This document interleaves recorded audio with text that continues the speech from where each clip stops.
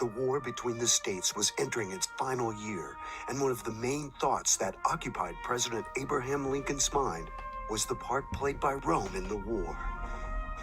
Lincoln said repeatedly, "This war would never have been possible without the sinister influence of the Jesuits.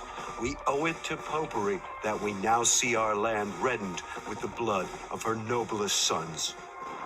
This seems to be a strange statement by President Lincoln, considering what is taught today about the war between the states. Nothing is ever mentioned of a religious element in the war, or that the Pope and the Jesuit order were intimately involved. But Lincoln was not the only voice raised in opposition to the Pope's meddling in the affairs of this country at that time. Samuel Morse, the inventor of Morse code, traveled to Europe and Rome in 1830 to do his own investigation into the conspiracies hatched against America. After returning home to the United States, Morse wrote 2 books warning Americans of the threat from Rome. Morse would continue sounding the alarm throughout the 1800s and went to discuss the situation with Lincoln after his inauguration. Samuel Morse, of course, is the inventor of Morse code that was used for many, many years. And Samuel Morse wrote a book called Foreign Conspiracies Against the Liberties of the United States. It was published in 1835. And he shows in that book that the Holy Alliance and the Loophole Foundation out of Austria, controlled by the Jesuits, and the Jesuits themselves were the agents to overthrow the liberties of the United States, the Federal Republic of the United States, and to replace it with a papal centralized government as the Vatican is run. But today, one looks around us to see U.S. presidents and congressmen and women groveling before the Pope. Lincoln's words would seem ironic. Consider this also. In April 2008, the President of the United States, George W. Bush, rushed out to meet the Pope at his plane. Does this not seem to be odd behavior? For the first time in history, a U.S. president went out to meet a religious leader, or for that matter, any leader, upon his entry into the U.S. No president in the entire history of the United States has ever greeted a foreign diplomat like that, ever. They wait until they're brought into Washington or something. They don't go out on the tarmac. This is a first. What makes this even more egregious is that the current Pope is a former head of the Office of Inquisition and a former member of the Nazi Party in his youth. You know that Cardinal Ratzinger was the Grand Inquisitor of the Vatican before he became Pope Benedict. You're aware of that. I assume other people are not aware of that. For a Jew, the Inquisition has such awful, awful memories. And we are inviting the head of the Inquisition to the Jewish state. I gave a lecture yesterday, and these are the points that I brought up. You don't invite the Grand Inquisitor to Israel. It's that simple. How did we go from a nation on the alert against the Pope and the Jesuits' desire to bring America down to one of accepting them as friends? Simply put, we have sold out.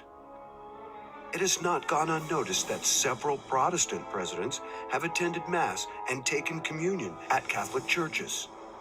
Since one cannot take communion at a Roman Catholic service if one is not Catholic, several presidents have misled their supporters into thinking they are Protestant when they are not.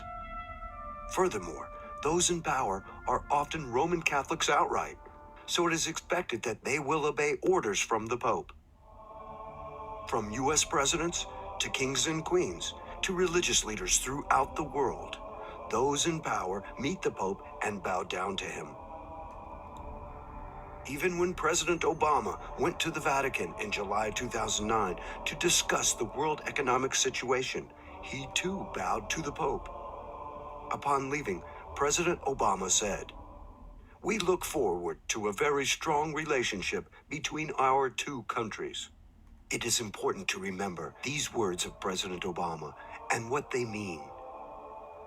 The Pope is not just a spiritual ruler, he is a territorial ruler. the name of his country since 1929 is Vatican City.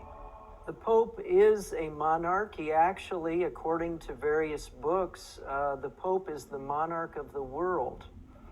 Not just a religious leader, he is actually a political leader. The Vatican is actually a small area over in Rome whereby the Pope is the ruler of that small area. The actual name Vatican I found very interesting. It actually means worship of the divine serpent. So we find that the very basis of the Vatican, the very word itself, means the worship of serpents. But from Rome's perspective, the Pope rules over more than Vatican City. He rules over the earth, both spiritually and materially, or temporally. According to the Roman Catholic teaching, the Pope can keep you out of heaven, and he has absolute authority over you on earth. And when I speak of the Pope, I speak of the papacy, that the papacy claims its two powers. Its first power is universal spiritual power over all individuals, that every person must be subject to the spiritual power of the Pope, that there is no salvation outside of the Catholic Church, which is the doctrine of the Council of Trent, as reaffirmed in the documents of Vatican II of the 1960s. It's still on the books of canon law. And the other power of the Pope, which is the second key, as you see the two keys in the Pope's flag with the triple crown, Lord of heaven, Lord of earth, Lord of hell, and the two keys, spiritual power. The second key is the temporal power.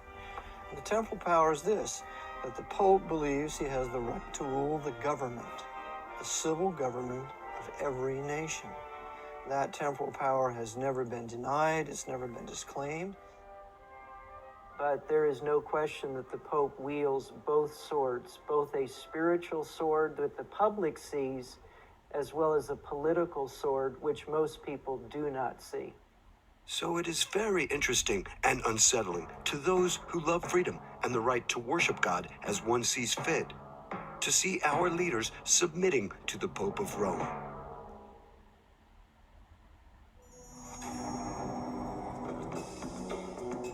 Now, let us revisit Lincoln's words. We have discussed the popes and the papacy, but what about the other group Lincoln mentioned? He spoke of the sinister influence of the Jesuits. Who are the Jesuits? Jesuits are a group of people that were raised up right around 1535, 1540. Their leader was Ignatius Loyola. They basically had two purposes. One purpose was to destroy the Protestant Reformation. Because as you remember, Martin Luther had appeared at the Diet of Worms in 1521, stood before Charles V and the Holy Roman Empire. And so the Catholic Church sought to stop the Protestant Reformation that Luther began, and they couldn't do it. And so about 20 years after Luther stood at the Diet of Worms, the Jesuit order was created. And one of their purposes was to destroy every vestige of the Protestant Reformation, both in the religious realm, in the political realm, and in the economic realm, because the Protestant Reformation not only affected the religious arena, it also affected the political and the economic arenas as well. That was one goal of the Jesuit order. The other aspect was to restore the supremacy and dominance of the Pope throughout the world. The Jesuit order has directed popes concerning policy, both foreign and domestic, since 1540, in particular, since the Council of Trent. The Council of Trent, indeed, it started in 1545. It went for the next 18 years.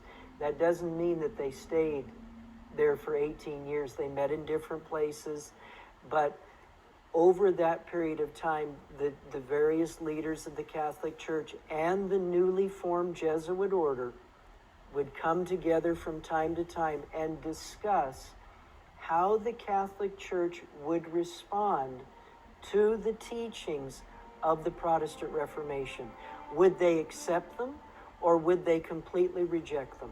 So the doctrines that were being championed at the Reformations, the doctrines of grace, justification by grace through faith, justification by faith alone, sola scriptura, only the scriptures, by grace alone, through faith alone, etc., no baptismal regeneration, that there is only salvation in Christ, that we do not participate in our salvation. It's not a joint effort of man and God, etc., etc., etc. All the doctrines championed by the Reformers were absolutely accursed and condemned and reprobated by the Council of Trent that the Jesuits really oversaw from 1545 to 1563. It was an 18-year council in the town of Trent, Italy, and that is the foundation of what we call the Counter-Reformation. And the Council of Trent laid out the focal point, the direction that the Catholic Church would go for the next 4 centuries. Basically, at the Council of Trent, they decided that tradition and what the church fathers of the Catholic Church taught would continue to be the sole authority in the Catholic Church.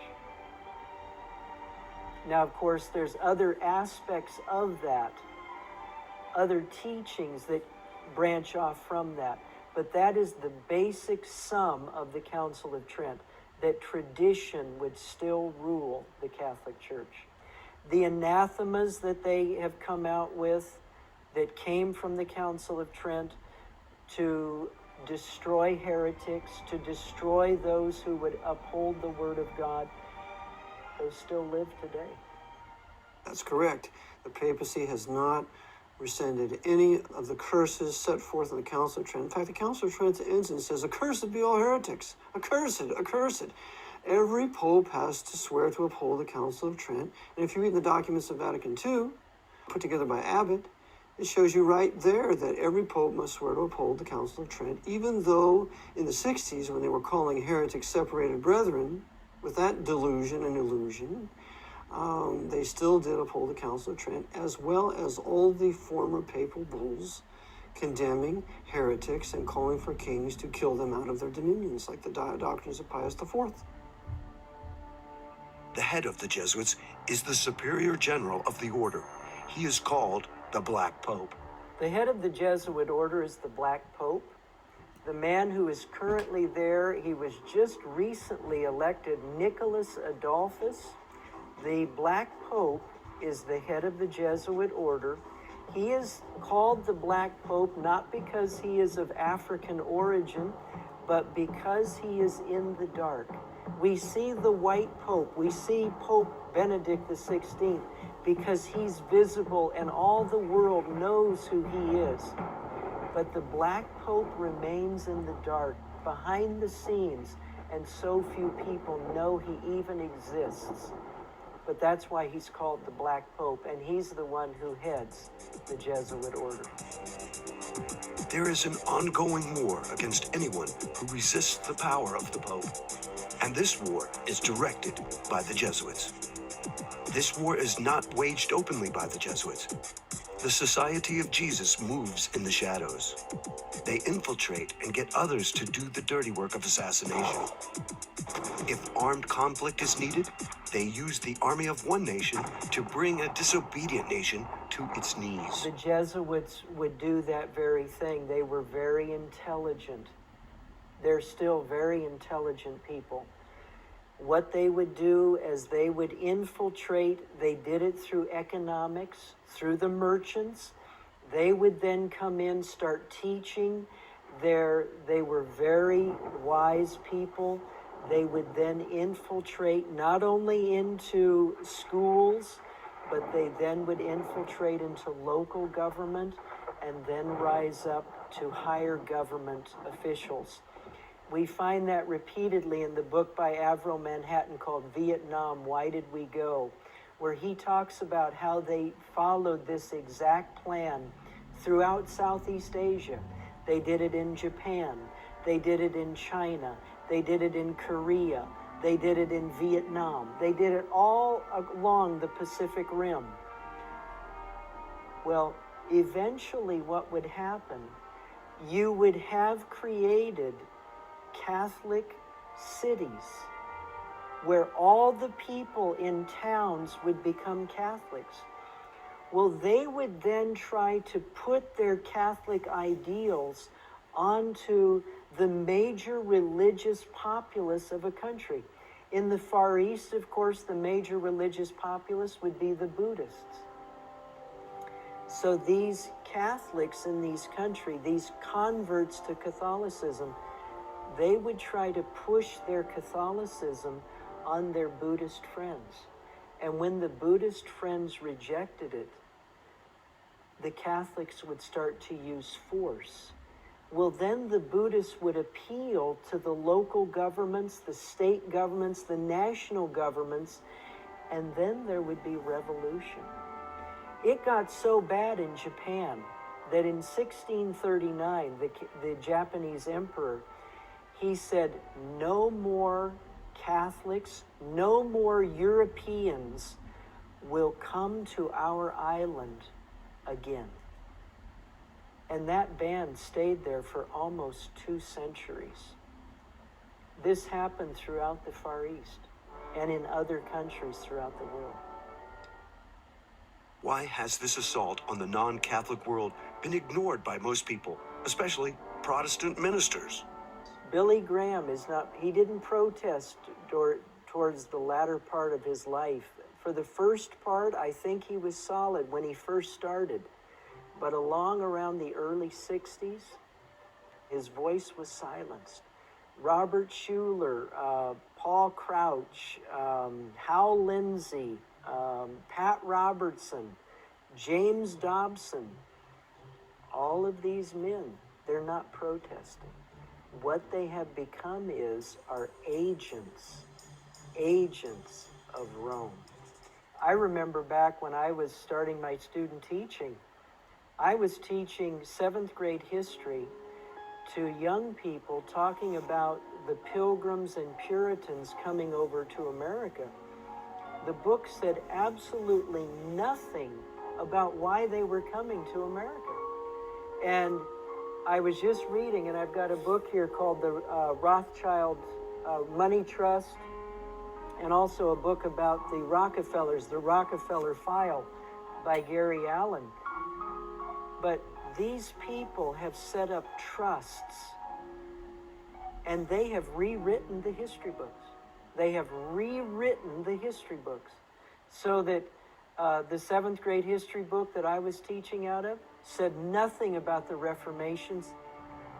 We have to remember that the papacy, specifically the Black Pope, controls all high-level Freemasonry. That includes the Pope's Masonic Jewish Zionist running his Kingdom of Jerusalem. That includes the top Freemasons in this country, especially the temple there in Washington, D.C. That includes all of your big evangelists. For example, Billy Graham is a 33rd degree Freemason. Now, I know the Billy Graham organization denies that, but it's still the truth, because we know, according to the honest 33rd degree Freemason who was truly converted to Christ, when he believed the gospel and was saved by the grace of God, his name was Jim Shaw, that when he was inducted into the Order of the 33rd degree in Washington, D.C., he said there were 2 former presidents there on that in that council, and one of them was Gerald Ford, a 33rd degree Freemason who pardoned Nixon, and the other was Jimmy Carter, 33rd degree Freemason. So there they are at the Grand Council. Another one was an international evangelist, which he later told others that it was Billy Graham, because the publisher refused to put Billy Graham's name in there. So Billy Graham was there. So Billy Graham is nothing more than the high-level Masonic shill for the papacy, which is also fraught with Freemasons, if you read the book In God's Name by David Yallop. And so we talk about Robert Schuller, for example. Robert Schuller is another 33rd degree Freemason. He went to Rome to get the Pope's blessing to build his Crystal Cathedral. And Robert Schuller is a personal friend of the anti-white, hateful racist Louis Farrakhan, who is another high-level Freemason who runs the Nation of Islam for the Archbishop of Chicago. So we have all these high-level Masonic leaders, black and white, of all these various different religions, working together for agitation among the peoples of this country, but never ever exposing the papacy as the true heart and soul and its real master. All of this sounds incredible. It becomes less so when one examines the oath of the Jesuits. We have to understand that these men have died to their own self-will. It's something a Christian should do. That's the way we should be. We have no life anymore. Our life we're dead with Christ and we're hidden God with him. When Christ is revealed, who is our life, then we shall be revealed with him in glory. We need to learn to die to ourselves and count our lives as nothing. That our only purpose is to do the will of our master. And when he's finished with us, then let us die. The Jesuits have done this, but they do it for the devil. And so they have completely been emptied of their own personalities, and upon the order of their commander will do exactly what they're told. There's no such thing as a disobedient Jesuit. They're all under orders. They've been trained for 15 years. They're soldiers. They're more of a Marine Corps than the Marines. The Marines were fashioned after the Jesuit order. You break the man down in boot camp, you rob him of his personality, you shave his head, you put all the same clothes on him, they're all treated the same, they're treated like dirt. We're going to rob you of your will so that we can mold you into what we want you. That's all Jesuit. So, this is how they think. In a given the order, they will kill you, me, themselves, their mother, anything they're ordered to do, that is what they will do. We're going to bring down 9/11 today, gentlemen. Okay, give me the order. What we do, what button we push. Do I need to be inside, outside? What is it? And that's what they'll do. We need to bring down the Pentagon today. We need to blow up the Arizona in Pearl Harbor in 1941. Okay, I'll be there. What's my orders? They're all under orders. And this is why you can have no country with a Jesuit presence in it. They have to be expelled. And all their agents that they work through must be expelled. And this is exactly what Tsar Alexander I did in 1820. He kicked out all the Jesuits out of Russia. In 1822, he shut down all the Masonic lodges. And in 1825, he was poisoned. So this is the Jesuit mindset, and we should read the spiritual exercises. We should read some of their works. We need to read the Jesuit doctrines of regicide. How it's no murder to kill like heretic. How it's okay to lie, cheat, and steal. How it's okay to kill your enemy. How it's okay to kill a woman that you commit adultery with. If she should want to tell on you, you can kill her. It's all right in there in their canon law. It's okay to steal. The whole world is their candy shop, where they can steal everything they can get their hands on to consolidate it under the power of the Jesuit order. And if that means killing kings or sinking ships, even if it causes their own death, they do it for the greater glory of God. Ad majorem Dei glory. When a Jesuit priest is elevated to a position of high command, he is administered what is called the Jesuit Extreme Oath of Induction. This oath has been called the fourth vow, or the blood oath, given to those in the Society of Jesus besides the traditional vows of poverty, chastity, and obedience. A copy of the Extreme Oath can be found in the Congressional Record. I want to read a statement to you, which is the Jesuit Oath. It says, this is the Jesuit Oath. I do further promise and declare that I will have no opinion or will of my own, that's from the Spiritual Exercises of Loyola, or any mental reservation whatever, even as a corpse or cadaver, but will unhesitatingly obey each and every command that I may receive from my superiors in the militia of the Pope. I furthermore promise and declare that I will make and wage relentless war, as I am directed to do, to extirpate and exterminate Protestants and liberals from the face of the whole earth. I will neither spare age, sex, or condition. I will hang, burn, waste, boil, flay, strangle, and bury alive these infamous heretics, rip up the stomachs and wombs of their women, and crush their infants' heads against the wall, in order to annihilate forever their execrable race. And then it goes on. The point being, throughout the history of the Jesuit order, they will shoot, They will burn, they will flay, they will do whatever it takes to destroy anybody who stands in the way of what they want to do. In 2009, the Jesuit general was confronted about the oath.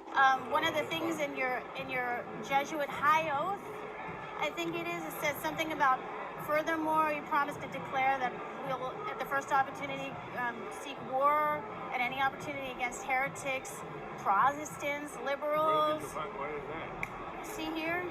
And that will spare neither age nor sex nor condition, and I will hang, waste, boil, flays. You've never seen this before? No, never seen it. Strangle, bury alive.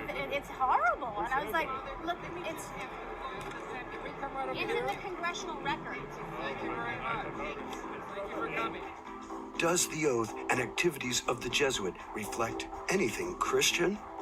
Or is it as Jesus said, "Beware of false prophets, which come to you in sheep's clothing, but inwardly they are ravening wolves"? What else do we know about the Jesuits? They have been thrown out of 83 countries over the last 500 years. That is correct. 83 countries have physically removed them. And why was it necessary to remove them? In a word, power. The Jesuits have throughout history sought to take over and control every country in which they reside. Since their beginning in 1540, the Jesuits' power grew until they controlled the papacy, the Roman Catholic Church, and many of the governments of the world. In 1773, all of that changed. One by one, countries began to expel the Jesuits from their borders. This culminated in the suppression or abolishment of the Jesuits in 1773. In that year, Pope Clement XIV officially disbanded the order forever. This providential act enabled a nation based on religious liberty to be formed, the United States of America.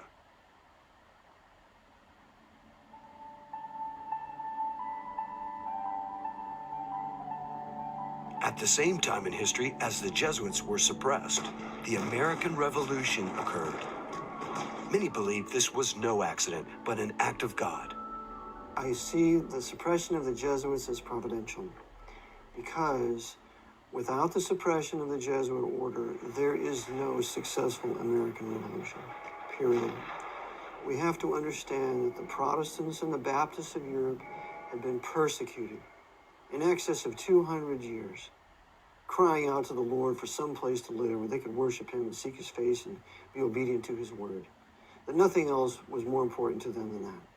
And so as a result, the Lord answered their prayers and opened up North America to them in the 1600s, but ultimately to get a government that would protect them in their rights of freedom of worship, freedom of press, freedom of conscience, freedom of self-defense, in what came to be the American Bill of Rights and then, of course, the U.S. Constitution. So without the suppression of the Jesuit order, there is no escape for us out of Europe into North America to start a free nation where we can worship God according to the dictates of our conscience. As the Americans were determining and setting up a constitution where Protestant principles would reign, where freedom of religion would reign, where people would have the right to bear arms, where people would have a right to a fair trial, where all of these principles are being laid down, the Jesuit order is abolished. If the Jesuit order had not been abolished in 1773, and as they watched a Protestant country rising up in the Western Hemisphere, the Jesuit order would have used not only England, who they did use in the American Revolution, they would have used France, they would have used Spain, they would have used Portugal, because those were all Catholic countries. They would have used all those countries to destroy this growing Protestant nation, and it would never have been established. Having had their power and influence greatly diminished, the Jesuits were unable to stop the American colonies from establishing a Protestant republic. That is to say, the Jesuits were in no condition to coordinate a crusade against the new Protestant Republic as they had done with England in 1588 by using the Spanish Armada. But the Jesuits had one ace in the hole. Many of the founding fathers were deists and Freemasons. They attended church services and publicly paid homage to the God of the Bible. But in reality, they did not believe in miracles or the divinity of Jesus Christ. Their God was the great architect of the universe, not the God of the Bible. Thomas Jefferson went so far as to create his own Bible by cutting out verses he agreed with and pasting them into a blank book. The verses Jefferson believed in were those where Jesus speaks of morality and loving others. Miracles, such as the virgin birth or Jesus' resurrection, were omitted since they were considered fables. Freemasons like Benjamin Franklin and Thomas Paine had little regard for the divine, miracle-working Jesus of the Bible. Thomas Paine, author of the famous pamphlet Common Sense, wrote a book called The Age of Reason. In it, Paine says, Jesus Christ wrote no account of himself. The history of him is altogether the work of other people. And as to the account given of his resurrection and ascension, it was the necessary counterpart to the story of his birth. His historians, having brought him into the world in a supernatural manner, were obliged to take him out again in the same manner. Thus, when it came time to create a document that would unite these colonies into one country, the Jesuits had an idea many preferred. It was called religious liberty. The First Amendment to the Constitution would allow all religions to exist in America, not just religions based on the Protestant Bible. In the new American Republic, Roman Catholicism was allowed to coexist with the Protestant denominations, as well as the deistic Freemasons. But most importantly, the Roman Catholics were allowed to vote just like any other citizens. This was key, as we shall see later on. For as their numbers increased, Roman Catholics could put in power other Roman Catholics, or those who were sympathetic to them, and change the nation from within. After the Revolutionary War, voting rights of Catholics did change.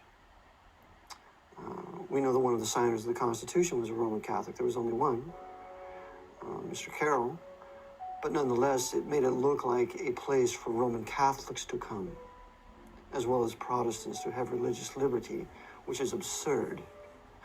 The Roman Catholic people had been used by the priests to kill us for centuries. And so why not stay in Europe? Well, they were being used by the Jesuits to come here to ultimately then take over political power and then submit North America to the feet of the Pope. Turning from the happenings with the American colonies, let us take a moment to investigate what the Jesuits were up to in Europe after their suppression. As we might guess, the Jesuits were not idle. They decided to seek revenge against those who had turned on them, specifically a traitorous Pope and the Catholic monarchs of Europe. In 1774, a year after the Jesuits were disbanded forever, Pope Clement XIV had suppressed the Jesuits, and a short time later he was poisoned. Poison is a big thing with these guys. Pope Clement stated, "Alas, I knew they would poison me, but I did not expect to die in so slow and cruel a manner." A post-mortem examination of his body revealed the presence of a poison. Thus, the Jesuits rid themselves of a troublesome pope. The vendetta on the Catholic monarchs of Europe was approached in a less obvious manner. Cleverly, the Jesuits determined not to act in their own name, but decided to work through front groups and to have them take the blame for their revenge. In this way, the Jesuits would continue to appear to be disbanded and innocent of any involvement in the matter. The first front group the Jesuits used was called the Illuminati. The Illuminati was organized in Bavaria by a Jesuit professor, Adam Weishaupt, on May 1, 1776, just 3 years after the Jesuits were disbanded. Many sources only casually mention that Weishaupt was a former Jesuit, and they usually state he was an ex-Jesuit. In reality, Weishaupt never left the order. As for the order itself, it never was truly disbanded. In Bavaria, when the Illuminati was founded in 1776 by Adam Weishaupt, Weishaupt is used by the Jesuits then to continue the work of the Jesuit order under another name. Weishaupt never repudiated the Jesuits. That's a lie of many, many conspiratorial historians controlled by the Pope. They want to create this dichotomy between the Illuminati and the Jesuits. Never fall for it. Weishaupt was operating under orders from a superior. Ritchie at the time was the general, then later another superior. But Weishaupt then enters into an alliance with the House of Rothschild. So now we see the Rothschilds, the Jewish Rothschilds, Red Shield, become the bankers for the Jesuit order during the upheaval we will know as the French Revolution and Napoleonic Wars. So this alliance between the Jesuits and the House of Rothschild, these high-level Masonic Jews, is very important to realize at this point because we have to live with it and deal with it today. Also, Bavaria is the stronghold of the Jesuits. There was a huge inquisitional torture chamber there in Nuremberg. Interesting that the Nuremberg trials of the Nazis would be held there. And the very principles of the Illuminati, the way the organization was run, it's the very principles of the Jesuit order. And that's found in Nesta Webster's book called Secret Societies. In 1814, Francois Charles de Berkheim reported on Germany's secret societies and stated, "The oldest and most dangerous association is that which is generally known under the denomination of the Illumines, and of which the foundation goes back towards the middle of the last century. Bavaria was its cradle. It is said that it had for founders several chiefs of the order of the Jesuits." Through the Illuminati, the Jesuits sought to take over various powerful secret societies, especially the higher degrees of Freemasonry. If you study all of the different organizations in the world, whether it be the Knights of Malta, the Bilderbergers, the Club of Rome, the Council on Foreign Relations, as you study all these different groups, and the Knights of Malta would be included in that, you find that they are like a buffer behind which the Jesuit order operates. In his book, Proofs of a Conspiracy, John T. Robison wrote concerning the Masonic lodges. At this time, 1798, the Jesuits interfered considerably, insinuating themselves into the lodges.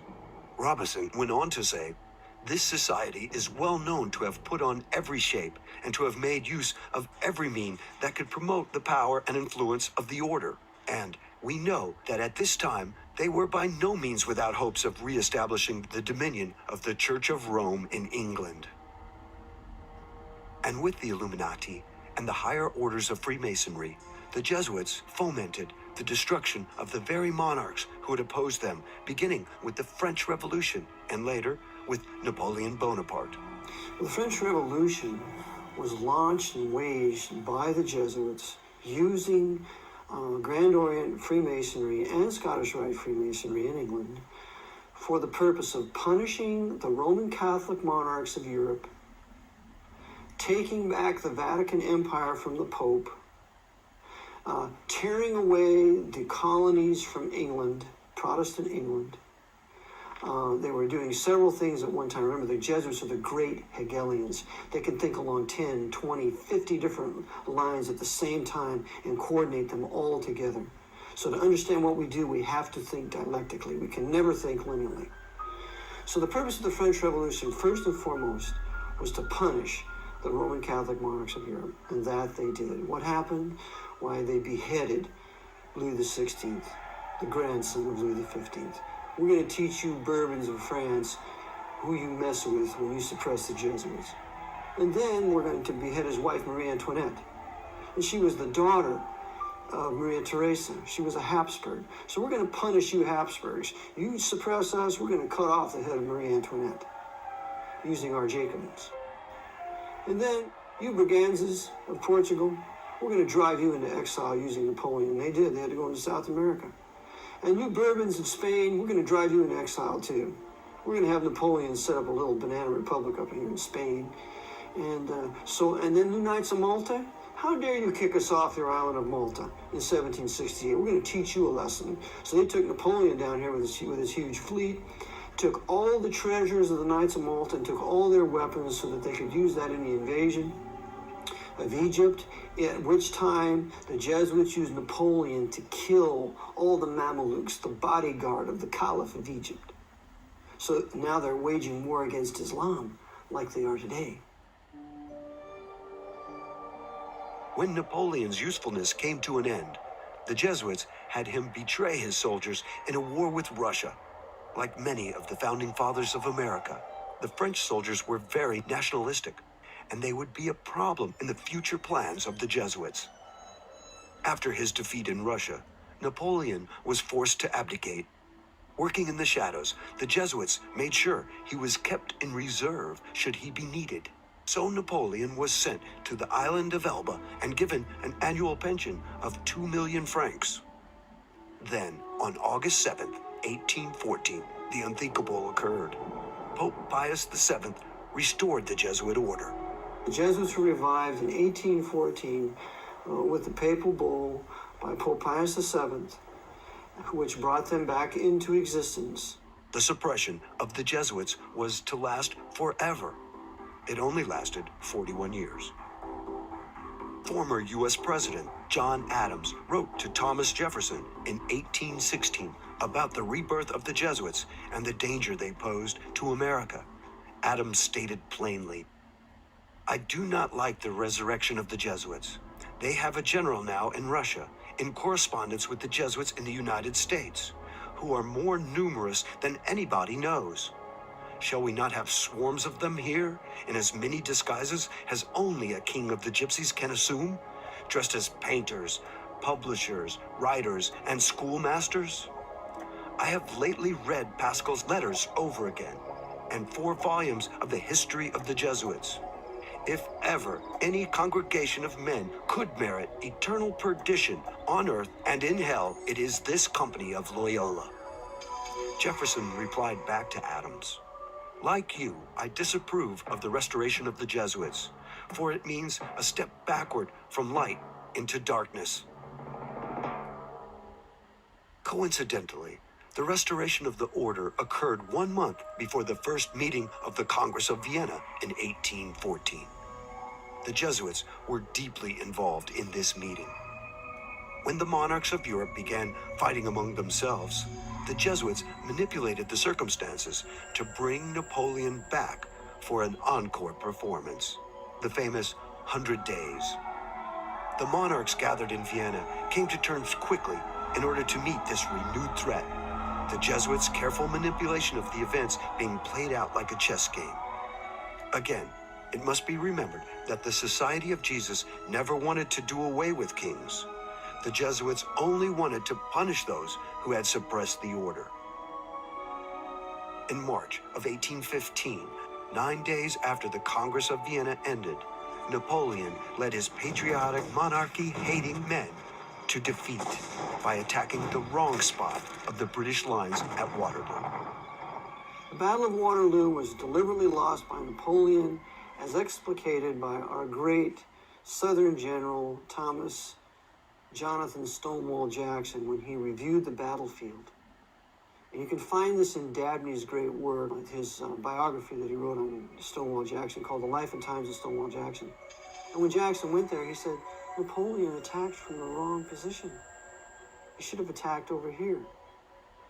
And that's exactly what happened. Napoleon deliberately sacrificed his army at Waterloo so that there would be the least amount of true patriots in France to resist the return of King Louis XVIII into France, who immediately restored the Jesuits and restored the Inquisition. Having no further need of Napoleon, the Jesuits made sure he was sent far away to the island St. Helena in the South Atlantic. While there, he was poisoned and died in 1821. In his memoirs, Napoleon maintained his loyalty to the Catholic Church, but had this to say about the Jesuits. The Jesuits are a military organization, not a religious order. Their chief is a general of an army, not the mere father abbot of a monastery. And the aim of this organization is power. Power in its most despotic exercise, absolute power, universal power, power to control the world by the volition of a single man.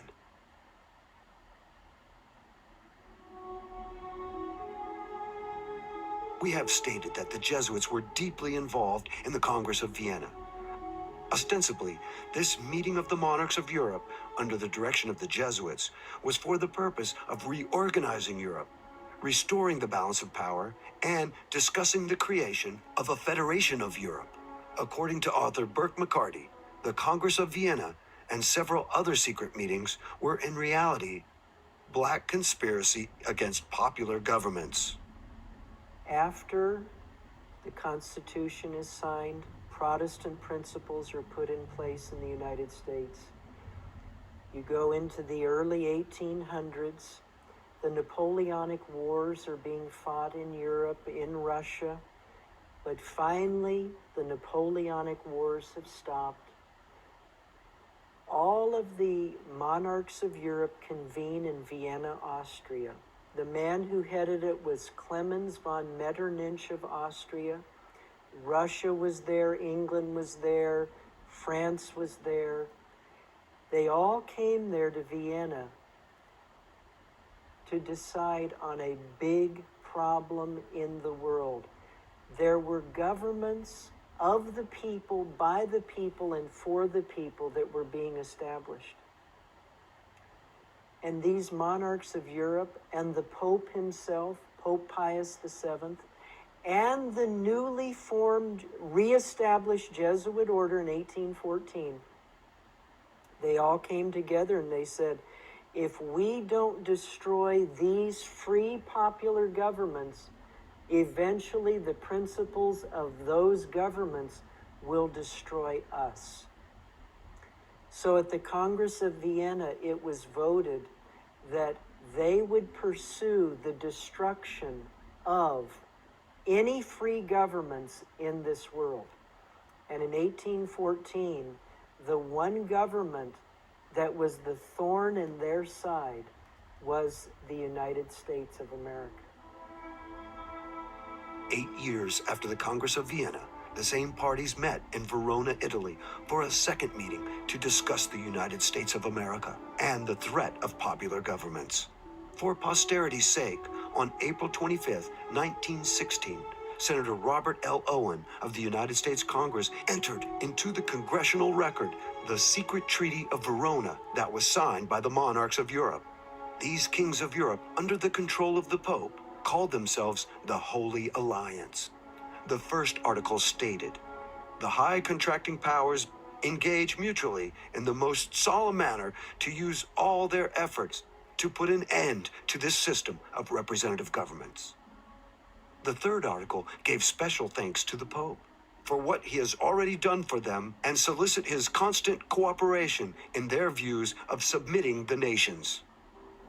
Now, the Treaty of Verona was an agreement between the Catholic monarchies of Europe and the Vatican to destroy the concept of representative government worldwide. Samuel B. Morse shows conclusively that Metternich and the Jesuit order and Pope Pius VII, they all agreed that the way that they would destroy the United States would be by sending as many Catholic immigrants to the American shores as they possibly could. So thousands and thousands of Catholics were sent to the United States. Thousands and thousands of Catholic priests and many Jesuit coadjutors were sent to America to take over and destroy this government. The treaty was signed on November 22, 1822, in Verona, Italy, by Metternich of Austria, Chateaubriand for France, Bernstedt for Prussia, and Nesselrode for Russia. After reading the secret treaty, Senator Owens pointed out that the threat under the secret Treaty of Verona to suppress popular governments in the American republics is the basis of the Monroe Doctrine. This secret treaty sets forth clearly the conflict between monarchical government and popular government, and the government of the few as against the government of the many. Because of the congresses at Vienna and Verona in 1814 and 1822, there was an English statesman who was at both of those meetings. His name was Lord George Canning. And in Burke McCarty's book called The Suppressed Truth About the Assassination of Lincoln, it says in there that George Canning warned the United States government as to what was going on. Canning was in contact with a man by the name of John Quincy Adams, who was a congressman at that time. He wrote to Adams, he said, "The monarchs of Europe, the Pope, and the Jesuits are planning to destroy America." Quincy Adams took the information to the president at that time, a man by the name of Jim Monroe. We know him as James Monroe. James Monroe took the information, wrote to a former president who was still alive at that time. The man's name was Tom Jefferson, who was in retirement at Monticello. Jefferson wrote back to Monroe and he said, "This is the greatest affront to America since the Revolution." He said, "We need to do everything we can to oppose and stop this holy alliance set up by the monarchs of Europe, the Pope, and the Jesuit order." In his letter to Monroe in 1823, Jefferson said he did not want to pass up an opportunity of declaring our protest against the atrocious violations of the rights of nations by the interference of anyone in the internal affairs of another, so flagitiously begun by Bonaparte and now continued by the equally lawless alliance calling itself holy. America's response to these two congresses was James Monroe's State of the Union address called the Monroe Doctrine, where he told the powers of Europe, he said, "You stay over there, you fight your wars in Europe, we'll stay over here. If you ever colonize in the Western Hemisphere, we will consider it an act of war." That was the Monroe Doctrine. But in our history books today, we read nothing of the role of the Pope and the Jesuit order to destroy America. Nothing is in our books today to that effect. But that's why the Monroe Doctrine was written. The Jesuits convened a meeting in Chieri, Italy in 1825 to discuss tactics for dealing with the Protestant nations. Unknown to the 13 Jesuits gathered for this clandestine meeting, a young novice named Leone was in the adjoining library. Leone could not believe his ears and began to take notes of what was being said for posterity. An English translation appeared in 1848. What Leone heard was no less than the Jesuit plan for world domination and the destruction of heretics, especially the heretics in Protestant America. As to the Jesuit plan for world government, you well know that what we aim at is the empire of the world. As to their plan for working in secret, let us prefer a secret war, which, though less brilliant, is more sure to bring us the advantage. Let us shun too much light. As to the Pope, also known as the Vicar of Christ, we may say that God designs for extermination, like the Canaanites, all the nations that obstinately refuse to enter into the unity of the church, and that the Vicar of Jesus Christ is appointed to execute these judgments in due time. As to Protestant and non-Roman Catholics who do not join Rome, we have, however, one source of rejoicing.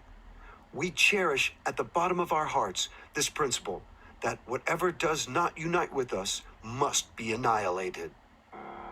That Protestantism must therefore be utterly abolished. As to the Bible, then the Bible, that serpent which, with head erect and eyes flashing fire, threatens us with its venom whilst it trails along the ground, shall be changed again into a rod as soon as we are able to seize it. And what wounds will we not inflict with it upon these hardened pharaohs and their cunning magicians?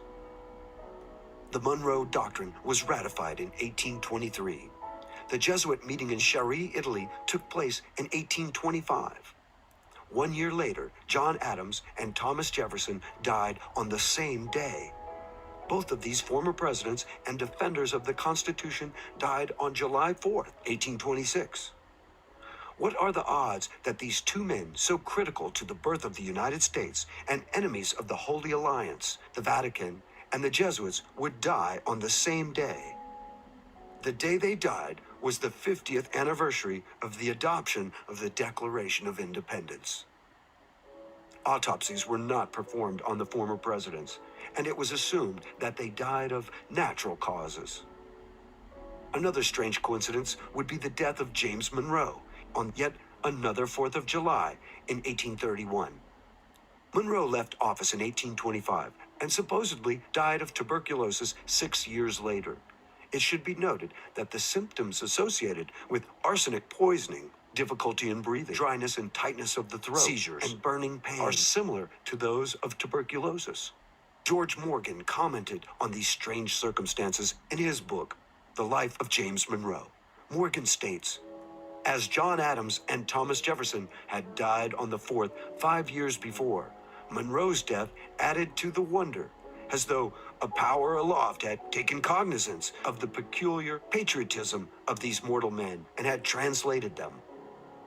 Is it possible that the power aloft was not from heaven and was not benign? Perhaps this power was not looking at the nationalism and patriotism of these men with joy as much as with a vengeful eye. As the Jesuit oath clearly states, a Jesuit vows to make and wage relentless war, secretly or openly, against all heretics, Protestants, and liberals, as I am directed to do, to extirpate and exterminate them from the face of the whole earth. That when the same cannot be done openly, I will secretly use the poison cup, the strangulation cord, the steel of the poniard, or the leaden bullet.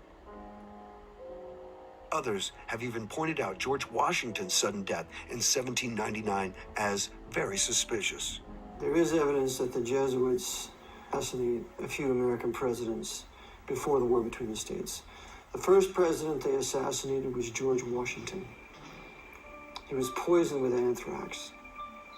But one of his 3 attending physicians was behind that poisoning. Remember, from the day he took sick to the day he died was a mere 2 to 2.5 days, according to Headley's great work, The Life of Washington.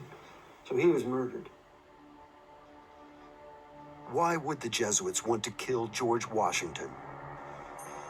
Like Jefferson, Adams, and Monroe, Washington was first and foremost a nationalist and warned against foreign influence. He promoted a policy of neutrality and the avoidance of European alliances. Washington repeated his isolationist policy in his farewell address that was published in newspapers throughout the country.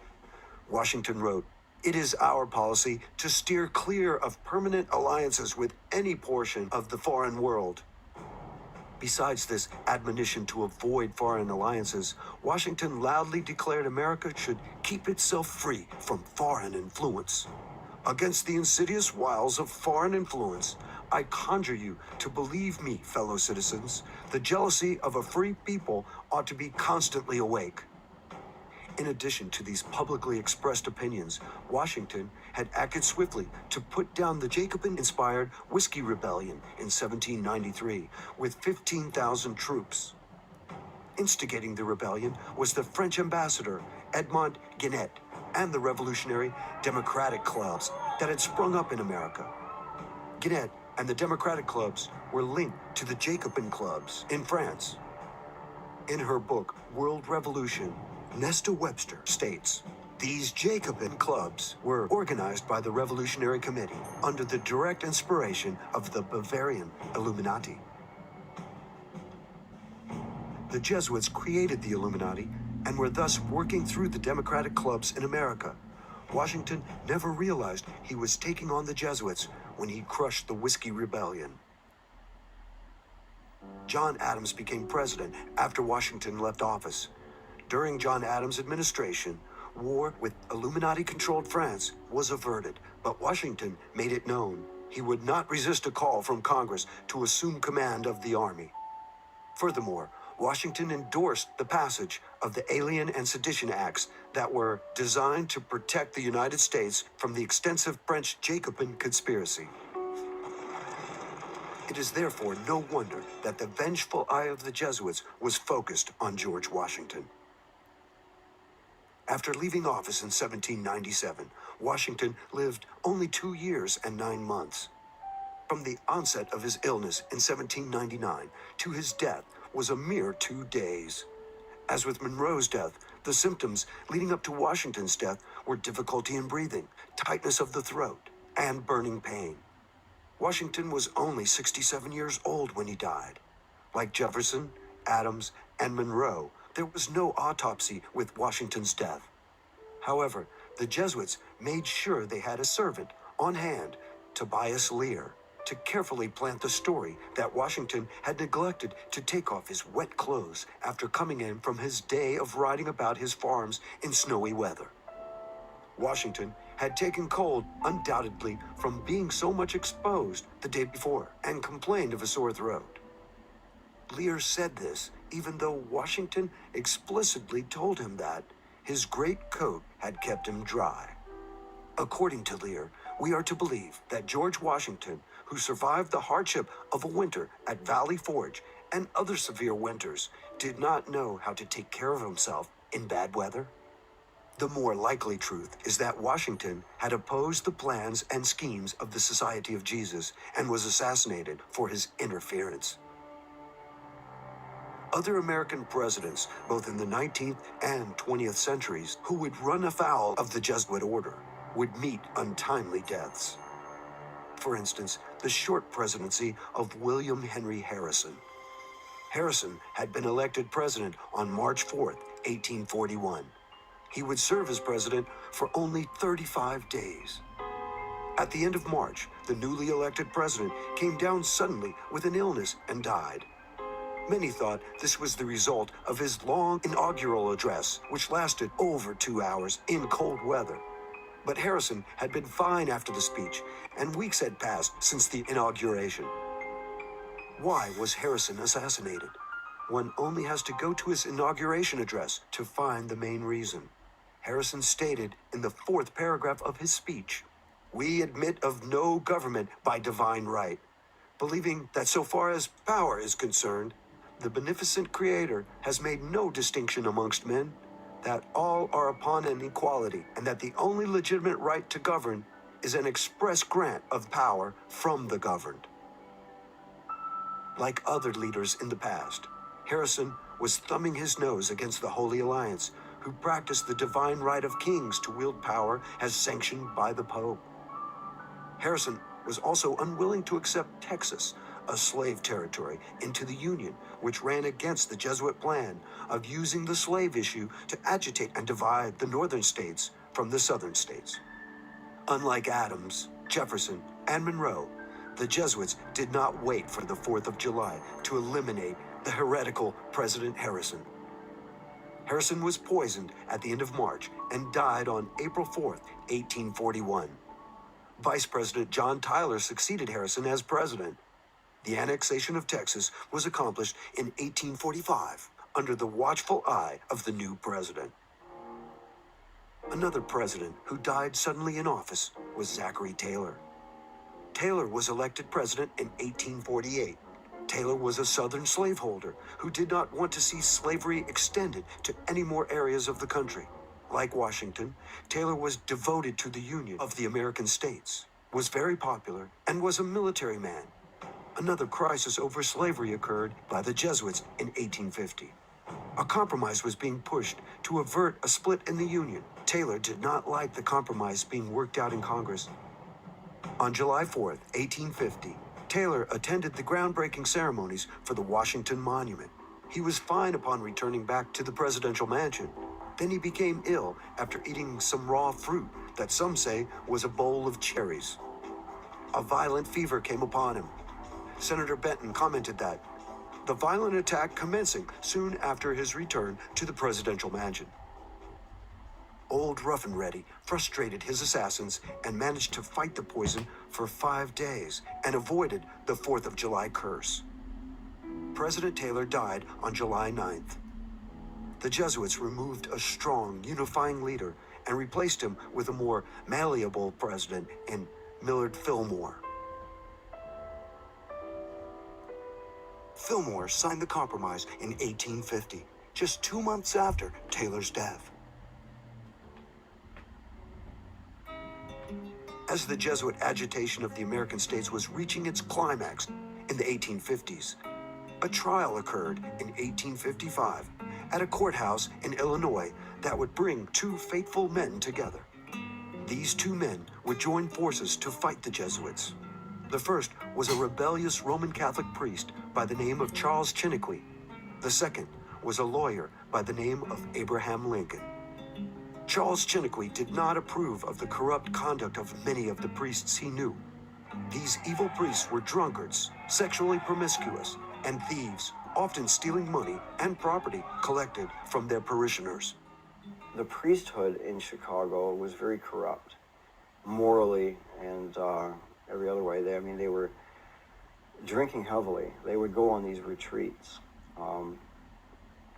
and take up a collection between themselves, put it all in a pot, and go out and buy a lot of booze. And they also rented a lot of hookers. Apparently there was a lot of sexual deviance going on at the time as well. And he didn't like that, though, and he tried to change it. He quoted exclusively from the Bible, and his bishop just could not tolerate that. The heads of the Roman Church wanted Chiniquy to ignore these illicit and illegal activities. When he did not, Bishop Reagan of Chicago and another priest by the name of LaBelle arranged to have Chiniquy accused of rape. Chiniquy needed a good attorney. An attorney by the name of Abraham Lincoln was suggested. Abraham Lincoln had a team of other lawyers under him, right? It's like a regular defense team. Lincoln being one lawyer, a gentleman by the name of Stephen R. Moore was another lawyer. And that was a big court case at the time. It was the most important court case that Lincoln ever had in his entire legal career, as a matter of fact. But it's been buried by the Illinois government. The trial did not go well for Chiniquy. The general feeling was that he would be convicted. Local newspapers of the time, they speculated that Chiniquy was going to be found guilty. And that was being broadcast throughout the entire Catholic community at that time. Fortunately for Chiniquy, a witness came forward for the defense. Her name was Philomene Schwartz. Miss Schwartz had been in Father LaBelle's house the day the plot to frame Chiniquy had been concocted. Schwartz contacted Lincoln and agreed to testify. She caught the midnight train to Urbana and met up with Abraham Lincoln and explained to him exactly what happened. Once Bishop Reagan and Father LaBelle found out about the potential witness, they fled the city. The prosecution dropped the charges, and Chiniquy was vindicated. As they left the courtroom, Charles Chiniquy was in tears. Lincoln says to him, "Why are you crying, Mr. Chiniquy?" He says, your enemies have fled and you're free to go. And he said, "I'm not crying for myself, Mr. Lincoln. I'm crying for you." He said, "Because I saw no less than 11 Jesuits with the sentence of death on their faces today in this courtroom. And know for a surety they will kill you for what you have done." And Lincoln says, "Well, then let this be my death warrant." And he gives Chiniquy a bill for a mere $50. And then Lincoln sobers up and said, "It matters not where a man must die, but that he must die at the post of duty and honor. Chiniquy's words of warning to Lincoln would prove to be true. The conspiratorial hand of the Jesuits at work, a conspiracy to further their goal of a world under papal control.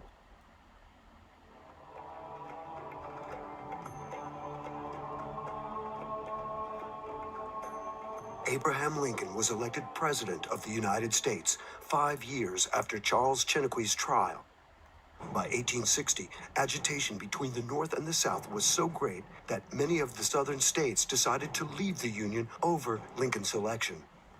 This agitation was designed from the beginning to drive a wedge between the North and the South and bring about a war that would result in the death of countless Protestants, clearing the way for the Jesuits to reconstruct America into a tool of conquest.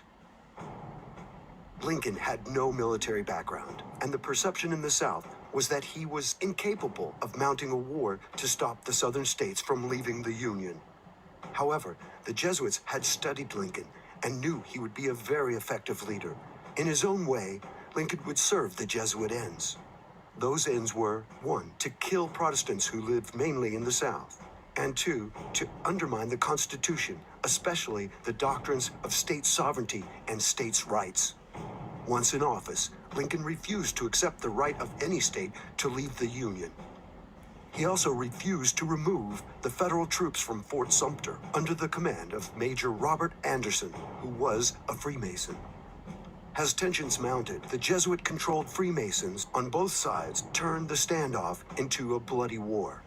It's no coincidence that General Beauregard, a Roman Catholic Freemason, fired the first shots at Fort Sumter, and it's no coincidence that a Presbyterian Protestant Freemason incited those shots to be fired when he sent down the Star of the West to reinforce Fort Sumter, and that was Mason James Buchanan. James Buchanan started the war when he sent down the Star of the West, that ship, to reinforce the harbor, because the southern states had lawfully seceded if we had a union of consent. And I would like to add here that the 3 states that specifically reserved their right to secede in their state ratification papers were Virginia, Rhode Island, and New York. And if those 3 states reserved the right to secede, to withdraw the powers, the specific powers they had delegated to Washington, then every other state had the right. So, the southern states had the right to secede, the North had no right to stop it. So therefore, an attack against the southern states who had seceded was an act of war, and therefore it was indeed a war of northern aggression against the southerners who had rightfully seceded. As the war progressed, it was obvious that not all was as it appeared to be on the surface. Time and again, generals on both sides made blunders and missed opportunities that would have ended the war sooner rather than later. The most glaring of these missed opportunities was the first battle of the conflict, the First Battle of Manassas on July 21, 1861. Lincoln had ordered the invasion of the South by Union troops. To stop them, Southern forces were moved into position in Virginia under Brigadier General Joseph E. Johnston and Brigadier General P.G.T. Beauregard. Beauregard had ordered the firing of the first shot at Fort Sumter, and his family was not only Roman Catholic, but also had Jesuit ties. During the course of the battle, the Confederate forces were beaten back until Colonel Thomas J. Jackson stood his ground against the invading Northern Army. Stonewall Jackson's heroic stand paved the way for the routing of the invading Union forces that soon withdrew towards Washington, D.C. Incredibly, the Southern commanders, Beauregard and Johnston, did not pursue the defeated Union troops, although prompted by many, including Stonewall Jackson. Johnston and Beauregard let the defeated Northern troops escape. If they had pursued the Northern Army, the South would have annihilated their enemy and ended the war in a few days.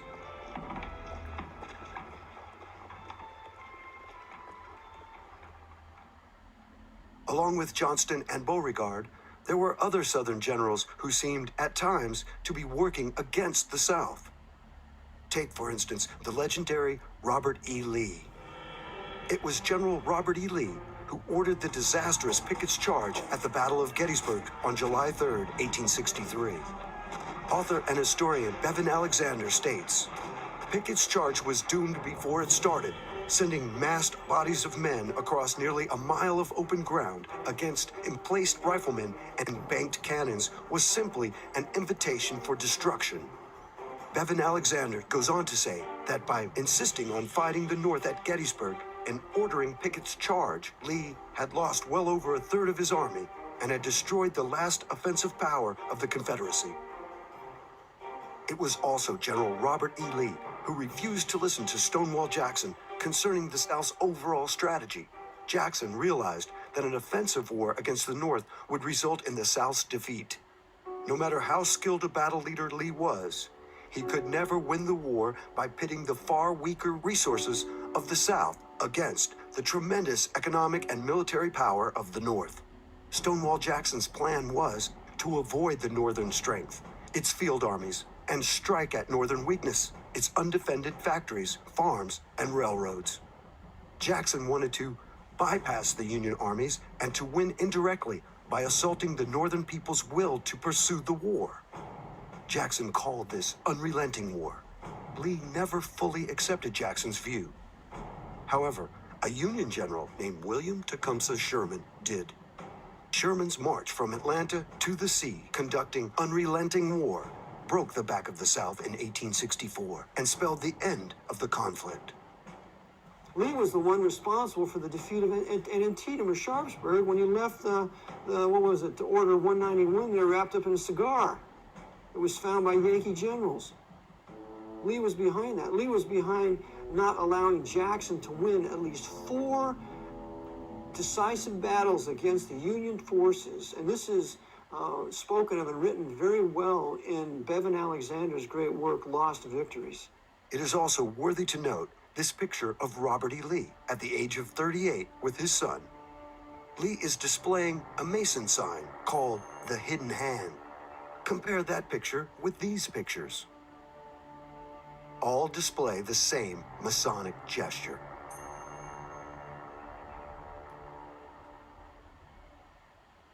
That the Jesuits had infiltrated Freemasonry in the late 1700s and had taken control of the leadership of this secret society was unknown to Freemasons serving in both the Northern and Southern armies.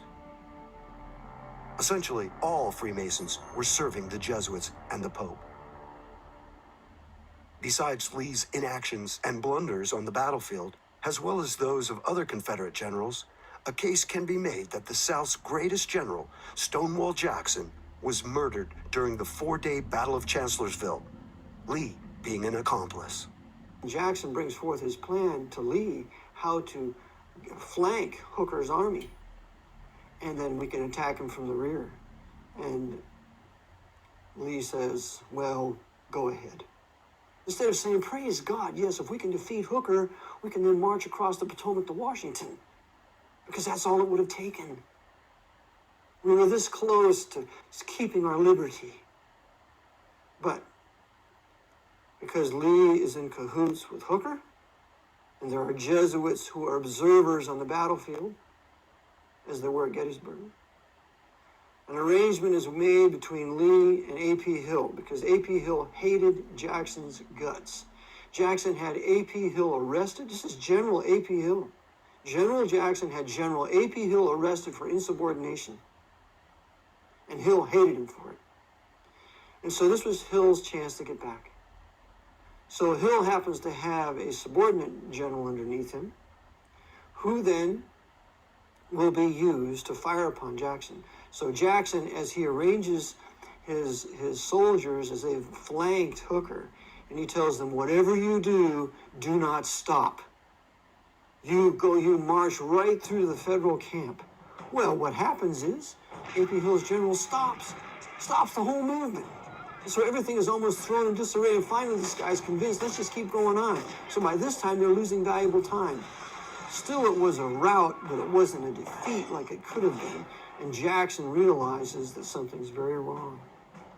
He is now betrayed by A.P. Hill, and he's betrayed by this other subordinate. So in the evening, Jackson is reconnoitering, trying to see what should be done, and he's fired upon by his own troops. And I show in my book that it was a conspiracy because some of the people there, Jackson didn't know who they were.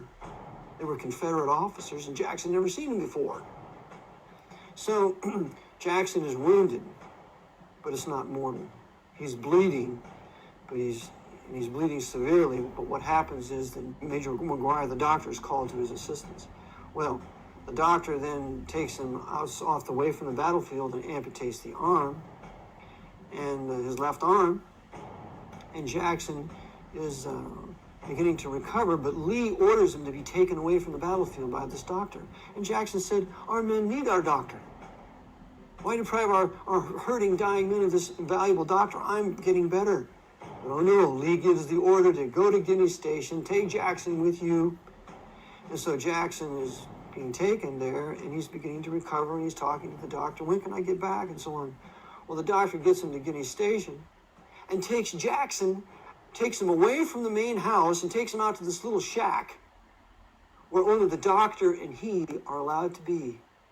And it's there that this dirty Freemason, Hunter McGuire, poisons Jackson, I believe, on about a Wednesday or Thursday.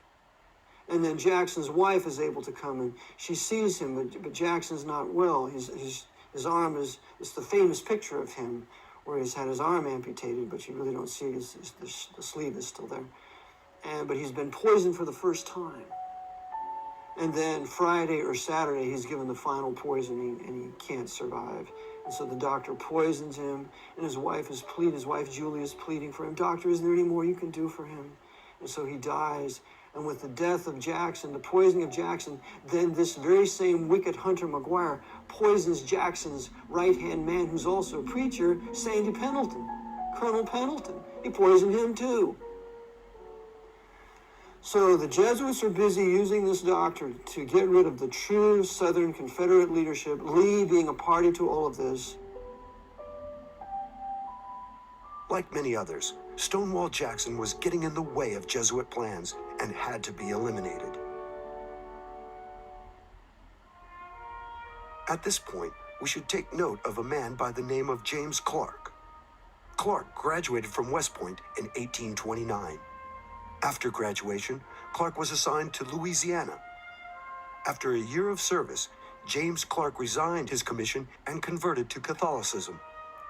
In 1844, Clark would become the first West Point graduate to join the Jesuits. Clark went on to teach mathematics and science at Georgetown University, and he became the president of Holy Cross. It was said that Clark took a lively interest in the doings of his former classmates. And just who were his former classmates? None other than Robert E. Lee and Joseph E. Johnston. One can also include Jefferson Davis in this list, since Davis graduated a year ahead of Clark.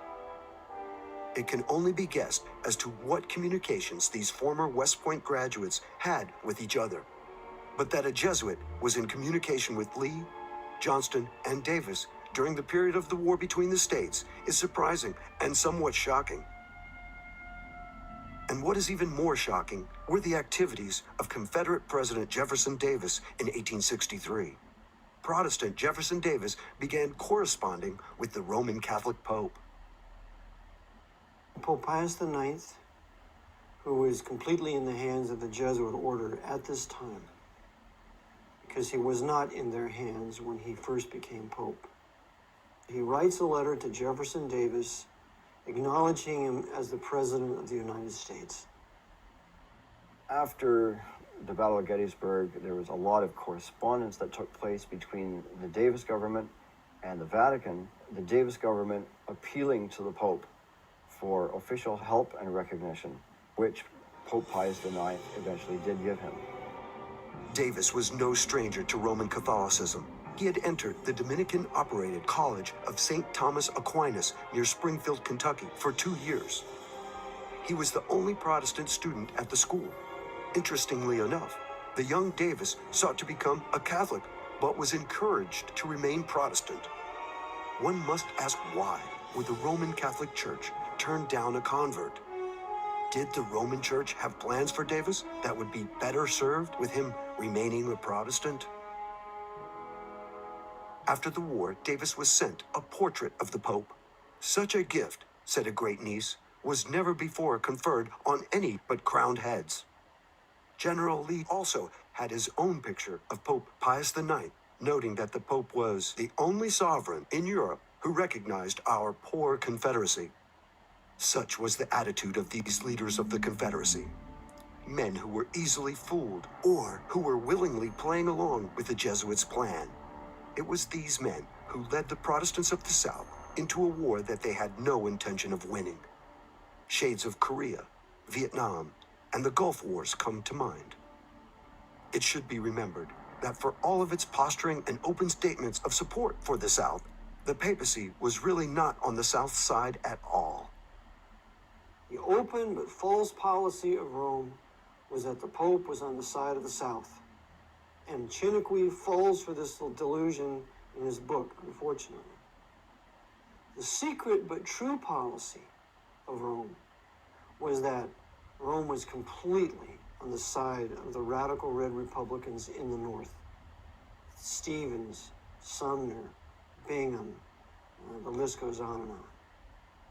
So, because of this, the Jesuits made a show that they were behind the South to create more animosity on the part of the Northern Protestants against Southerners of the South, because the Pope's against us by siding with the South. When in fact, they wanted the utter annihilation of the Southern Protestants. Now let us turn our attention to the Union Army.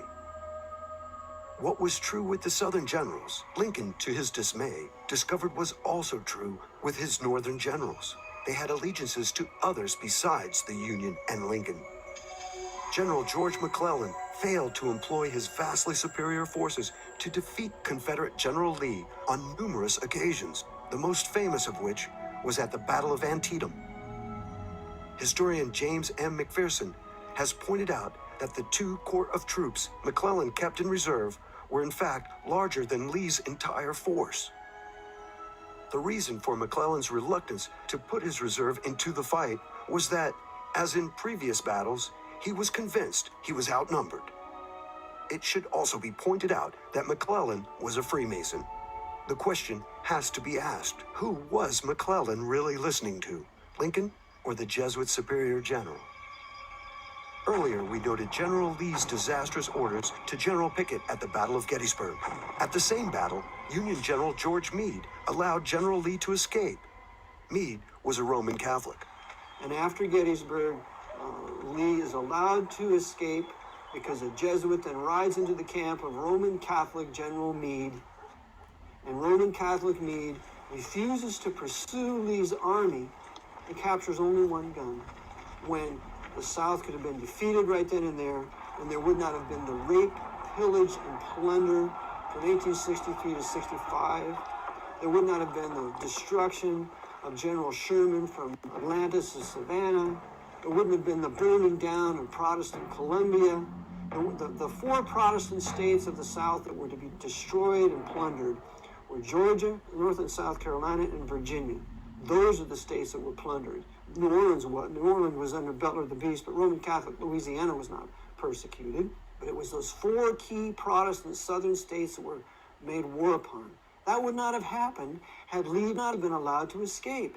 And Chiniquy writes of this in his book when the Jesuit rode into the camp and spoke to Meade. So it was a war against the white Anglo-Saxon Protestant Baptist people of the South, perpetrated by not only the generals of the North, Grant and Sheridan and Sherman, and all those despicable criminals with their federal banditti and their Roman Catholic Irishmen that they brought over here to steal everything they could steal off the southern plantations and to rape the black southern women that were slaves. It was a general rapine, so bad that many of the black men took their women into the swamps and to deliver them from this Yankee pillage. It was a complete and total grand theft and larceny of the Southern people. In spite of the treacherous behavior on both sides, on April 9th, 1865, General Robert E. Lee surrendered his Confederate Army to General Ulysses S. Grant at the village of Appomattox Courthouse in Virginia. 2 days later, On April 11th, Lincoln made a speech discussing post-war America. In the speech, Lincoln spoke in a conciliatory manner toward the southern states. Let us all join in doing the acts necessary to restoring the proper practical relations between these states and the Union, they never having been out of it. These words, taken with the amnesty for all Southerners that Lincoln had proclaimed in November of 1863, show us that the president was not looking for further reprisals or punishments against the South. However, Rome and the Holy Alliance wanted no amnesty for the South. And going back to the hated Constitution with states' rights and freedoms derived from the Bible. Lincoln had served his purpose. It was time for his removal. Lincoln was a useful tool, thinking he was actually saving the Union because he wanted to restore the southern states on the same footing they had left the Union, which would have frustrated the purposes of the Jesuit order by making a consolidated empire out of all the states. To ensure total chaos, the Jesuits decided Lincoln would not be the only target. So they came up with this plan to assassinate not just Abraham Lincoln, but the entire government. The South had lost the Civil War, so they were going to take out Abraham Lincoln, Vice President Andrew Johnson, the head of the Northern Army, Ulysses S. Grant, and the Secretary of the State, William Seward, all in one night. On April 14th, 1865, only 5 days after Lee's surrender, the conspirators struck. Abraham Lincoln was shot while watching a play at Ford's Theater. He died the next morning, April 15th, at 7:22 a.m. Secretary of State Seward was attacked at his home. The assassin, Louis Payne, repeatedly stabbed Seward and escaped. Miraculously, Seward recovered from his wounds. Vice President Johnson's assassin, George Atzelrod, lost his nerve at the last minute and fled the scene. And General Grant avoided his assassin by leaving town earlier in the day to check on a sick friend. But who were these assassins? Most people know about John Wilkes Booth, the man who pulled the trigger and killed Lincoln. But few realize that most of the conspirators were Roman Catholic. Even Booth had converted to Catholicism. It's clear that John Wilkes Booth, while he was a member of the Knights of the Golden Circle, at the time he was plotting Lincoln's assassination, he was also meeting in the home of a very devout Roman Catholic woman by the name of Mary Surratt, right in Washington, D.C. And it was in her home that the plot to kill Lincoln was hatched. The Jesuits of Washington, D.C. put together the plot for the assassination. The Jesuit power behind that plot was Bernardine F. Wiggett. Jesuits, under the stream of an induction, they were not directly to be involved. They only were the elements, the intellectual element that will prepare this. The case of Abraham Lincoln. Abraham Lincoln, the president, was killed by the Jesuits of Rome, but there was no a Jesuit there involved directly. Nevertheless, was the Jesuit who prepared the plot against his life and prepare and train those who were to kill him. They arranged it. Yes. To be sure, the assassins were also Southerners, but they were first and foremost Jesuit assassins and agents of the foreign dictator called the Pope. Among the conspirators was Mary Surratt's son, John Surratt. His tale leads to the very doors of the papal palace in Rome. 4 of them were eventually hung, and the rest were sent to prison for various lengths of time. Booth was killed in a barn, but the story around Surratt is absolutely amazing. Surratt, after the assassination, John Surratt escaped to Canada. Now, the Southern government had a kitchen cabinet based in Montreal. So that's the first place he went, was to Montreal. And who's in Montreal to meet this Surratt was 2 priests. And they squirreled him away for about 6 months. At the same time, the government is looking all over for this guy. It's like the biggest manhunt in U.S. history, and they can't find him. And here he is sitting in a a little town outside of Montreal being protected by priests. The Jesuits were behind this assassination. They controlled Surratt. Surratt called time outside of Ford's Theater. John Wilkes Booth does the shooting. The guard, the Secret Service guard, who's supposing to be guarding the entranceway to the booth of Lincoln, he just happens to leave his post. And he's never punished for it. So the assassination takes place. Surratt escapes to Canada. He's taken to Liverpool. He's taken from there to Rome. He enlists in the Pope's Zouave army. And in 1867, he is discovered through another Roman Catholic who reveals the truth about it. And he is then brought back to the United States and put on trial. He has 2 trials, and because Roman Catholics have more allegiance to their priests and the canon law than they do our country, when a Roman Catholic's on a jury, they can hang a jury and let the murderer go free, and that's exactly what happened to John Surratt.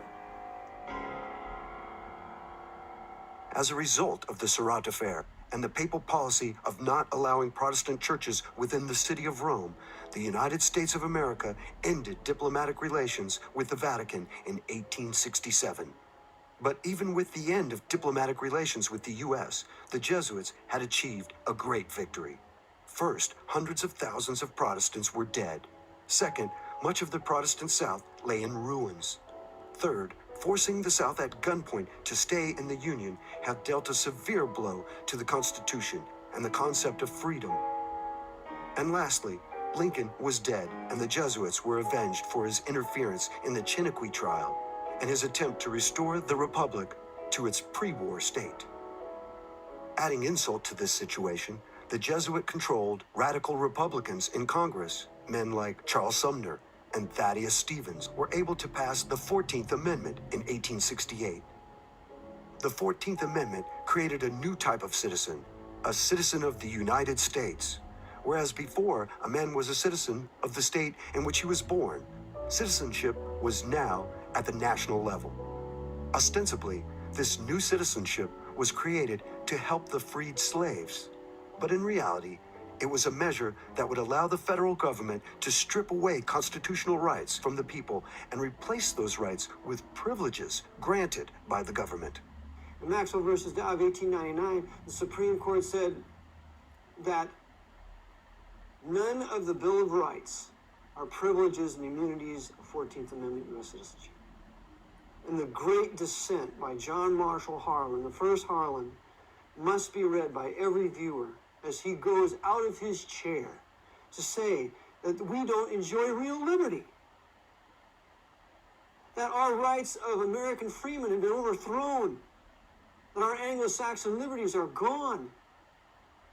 And then he reiterates in 1908 in Twining versus New Jersey, when Twining versus New Jersey comes out and says the First Amendment, the Second Amendment, the Third Amendment, the Fourth Amendment, the Fifth Amendment, the Sixth Amendment, the Seventh Amendment, the Eighth Amendment, none of those amendments are privileges and immunities of United States citizenship under the 14th Amendment. That's why in court you take your Fifth Amendment privilege. That's why you own a gun with a privilege. That's why you worship God now by a privilege granted from Washington. This ought to make us irate. All we have is Soviet citizenship, but all of us are. Whites and blacks were all slaves of the Jesuits in Washington, D.C., and none of us have any absolute rights to limit the powers of Washington. The only thing that limits Washington's powers is the decisions of the Supreme Court. The Supreme Court's controlled by the Jesuits of Georgetown. You got 5 Roman Catholics sitting on it now.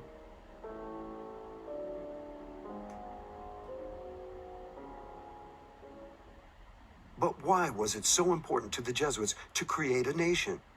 In his book, A Constitutional View of the Law of the Late War Between the States, Alexander Stevens tells us why. In Volume 2, Alexander Stevens tells us on page 650 the real reason of the 14th Amendment. Quote, consolidation and empire. That's the purpose of the amendment. Consolidation of the states and empire. That's why I call it the Pope's Holy Roman 14th Amendment, corporate fascist, socialist, communist empire created by this 14th Amendment.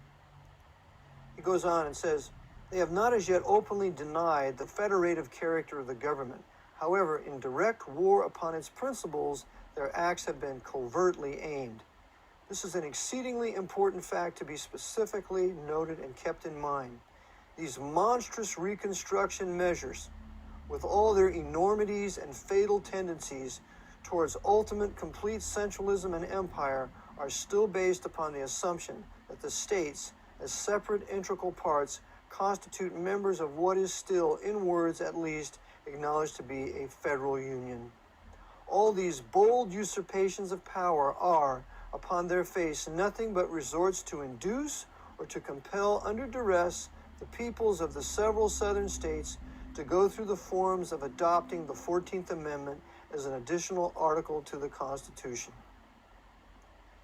So, he then concludes, no system of representative government can be long maintained by any people who have not the intelligence to understand it, the patriotism to approve it, and the virtue to maintain inviolate both its form and principles as established.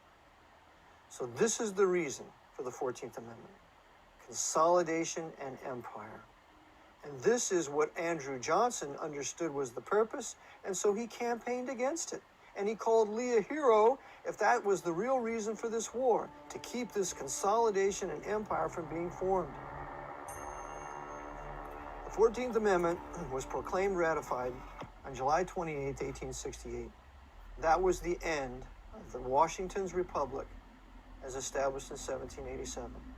So our white Anglo-Saxon, Protestant, and Baptist Calvinist Federal Republic of these United States lasted from 1787 to 1868. And a new nation was established in 1868, and that is called the American Empire in my book, and it has existed from 1868 to the present.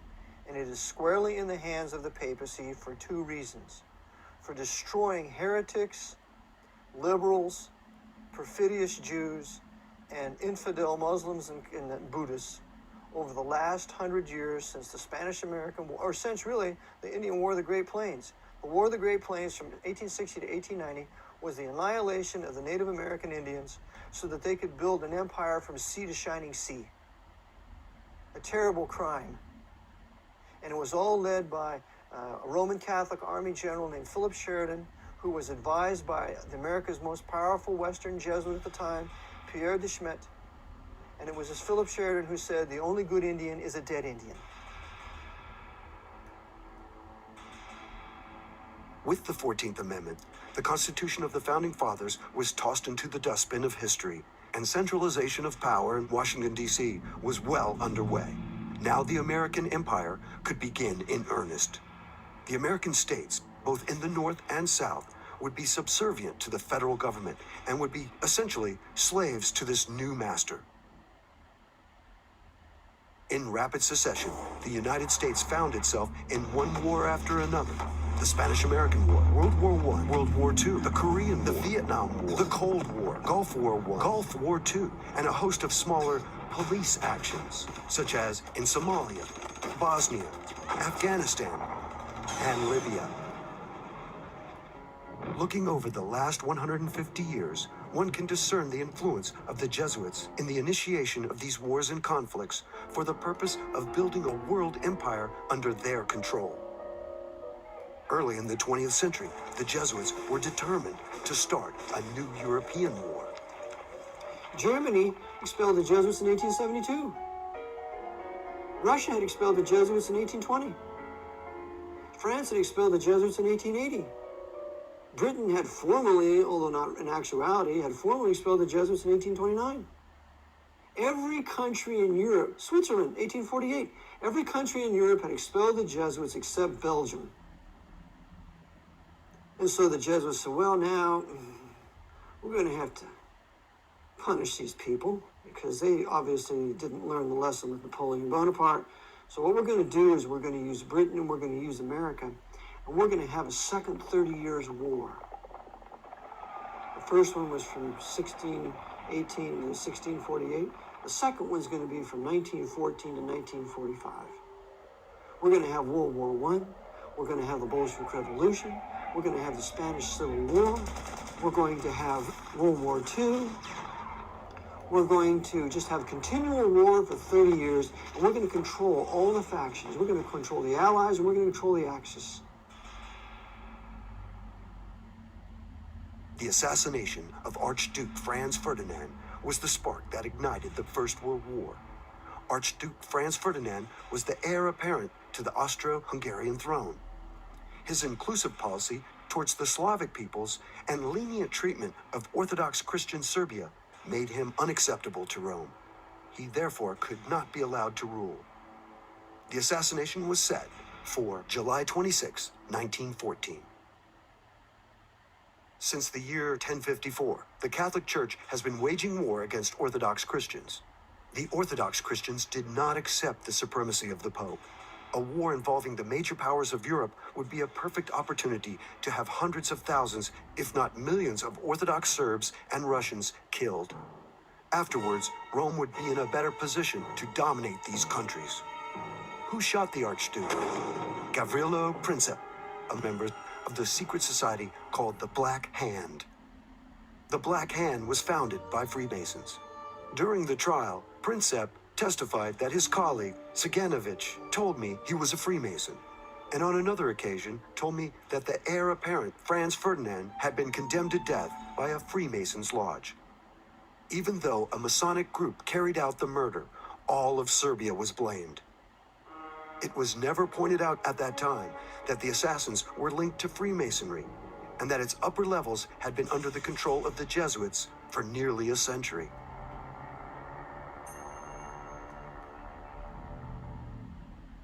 After World War I, a movement was put in motion to have a world government that would help the nations of the world live in peace.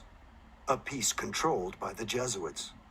When this world government, or League of Nations, failed to materialize, the Jesuits pushed forward plans to create a Second World War.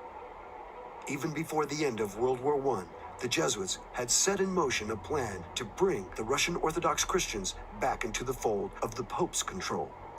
Under the direction of their superior general, Vladimir Ledovchkovsky, the Jesuits instigated the Bolshevik Revolution in 1917. This revolution brought communism to Russia. The Jesuits had been thrown out of Russia over 100 years earlier, but now the leader of the Bolsheviks, Vladimir Lenin, admitted the Jesuits back into Russia in 1922. Lenin proved fickle and showed signs of disloyalty to the Jesuits. For this, he was poisoned, and his replacement, Joseph Stalin, was ready to carry on with the Vatican's bidding. As a boy, Stalin had obtained a scholarship to attend Tiflis Theological Seminary. Openly, the school was Orthodox Christianity, but behind the scene, it was run by the Jesuits. In 1931, Stalin was interviewed by Emil Ludwig. Ludwig, do you not admit that the Jesuits have good points? Stalin, yes, they are systematic and persevering in working to achieve sordid ends, but their principal method is spying, prying, worming their way into people's souls and outraging their feelings. Once in power, Stalin killed millions of people, both Jews and Orthodox Christians. He killed anyone who would resist the new Soviet state he created based on Marxism. What many failed to understand was that Marxism was based on the Jesuit slave plantations, or reducciones, in South America, and Sir Thomas More's book, Utopia. What the Jesuits did was they were the masters of communism. Communism originates with the Roman Catholic traitor, whose name was Sir Thomas More. Sir Thomas More betrayed King Henry VIII, gave his full allegiance to the Pope, and for which reason Thomas More was executed as a traitor, holding forth the Pope's temporal power over his allegiance to his king. Sir Thomas More is the author of Utopia. Utopia is the foundation for communism. So communism is Romanism. In fact, the orders, the many communities of the Roman Catholic institution, the Jesuit order, the Redemptorist, that goes on and on, they run on communist principles of universal equality. Communist is the Latin term. So therefore, communism is a brainchild of the Jesuits, but it has been made to look Jewish through implementing it through Marx and his Communist Manifesto, financed also by another Masonic British Freemason, Engels. Besides establishing communism in Russia after World War I, the Jesuits sought to re-establish the Pope's physical kingdom that had been taken from him in 1871. On June 7, 1929, the Lateran Treaty was ratified, which re-established the Pope's domain called Vatican City. The new Prime Minister of Italy, Benito Mussolini, was instrumental in bringing about the treaty. The treaty occurred only a few months before the economic crash that started in America and quickly spread around the world, called the Great Depression. Approximately $90 million worth of gold in lira, I think it was about $1 billion worth of lira, something like that, was given to the papacy by the Italian government. So that for reparations, for lack of a better word, because we had been suppressed from 1870 to 1929, you owe us all this money. So, Benito Mussolini enslaves the Italian Catholic people, makes them pay this huge sum, which they didn't want to pay. And what does the papacy do with this money? Well, this treaty's in about February or March. In October, the Jesuits crashed the American stock market. And they used their number one short seller, the Irish Roman Catholic Joseph P. Kennedy, to do it. So they sell short, the margin calls can't be met, the stock market crashes, and what happens? The Vatican takes their millions of dollars that they got from Mussolini and they invest it in all the corporations and businesses that are busted on Wall Street, and they buy it all for pennies. So by the time Wall Street comes back into power, the Archbishop of New York completely controls all the major corporations in this country. As banks began to fail, the Federal Reserve did not act to pump money into the system, which it should have done had those in control of it wanted to keep the banks afloat. As the chaos lingered and many lost their jobs and were driven into poverty, the Jesuits created a dictatorship out of the office of the President of the United States. In March 1933, the new president, Franklin Delano Roosevelt, signed into law a state of national emergency. Under such a state of emergency, the Constitution was set aside, ostensibly for the public good, until the emergency was canceled by the president. Roosevelt never canceled the emergency. This was verified in 1973 by the Church Matthias Committee and published in Senate Report 93-549. No American president since then has canceled the emergency. And even though Congress passed the National Emergency Termination Act in 1974, this termination was in name only. The reality was that the emergency powers taken were never returned. They continued in the U.S. Code as permanent powers. Thus, we are currently in a state of emergency or dictatorship. It should also be noted that Roosevelt was a 32nd degree Freemason. FDR was obliged to follow the orders of the head of this secret society. His oath to Freemasonry superseded his oath to the U.S. Constitution. And as we have seen, the man in control of Freemasonry was the Jesuit Superior General. In Germany, the Vatican had in place Adolf Hitler. It is usually not emphasized, but Hitler was a Roman Catholic. Hitler praised the Roman Catholic Church, saying that, until now, there has never been anything more grandiose on the earth than the hierarchical organization of the Catholic Church. Heinrich Himmler, Hitler's head of the SS, was also a Roman Catholic. Friedrich Hoffet wrote, Hitler, Goebbels, Himmler, and most members of the party's old guard were Catholics. After the war, Walter Schellenberg, former head of German counterespionage, stated, the SS organization had been constituted by Himmler according to the principles of the Jesuit order. Himmler's title as Supreme Commander of the SS was to be the equivalent of the Jesuits' general. Incredibly, although he killed and tortured millions, the Vatican never excommunicated Hitler. In fact, not one of the mass murderers of the Third Reich was ever excommunicated by the Vatican. The day Hitler died, the Spanish dictator Franco, also a Roman Catholic, had this statement run in the publication Reforma. Adolf Hitler, son of the Catholic Church, died while defending Christianity. As a loyal son, Hitler killed heretics, including Protestants, Jews, Orthodox Christians, and even liberal Catholics. All told, the war dead numbered between 62 to 78 million people. 11 million of the total dead from World War II died in concentration camps, 6 million being Jews. The Jewish Holocaust was never condemned by Pope Pius XII, or for that matter, by any other pope. Why this silence? The Jews, like all heretics, resisted conversion to Roman Catholicism and obedience to the Pope. Who financed Hitler? The answer is clear and easily verified. The Vatican and many of the wealthy elite in the West gave Hitler the money he needed to build the Third Reich. As early as 1919, Archbishop Eugenio Pacelli met a young Adolf Hitler in Munich. The meeting occurred at night while all the household was asleep except for the nun who attended Archbishop Pacelli. Her name was Pascalina. According to Pascalina, Hitler told Pacelli that he was out to check the spread of aesthetic communism in Munich and elsewhere.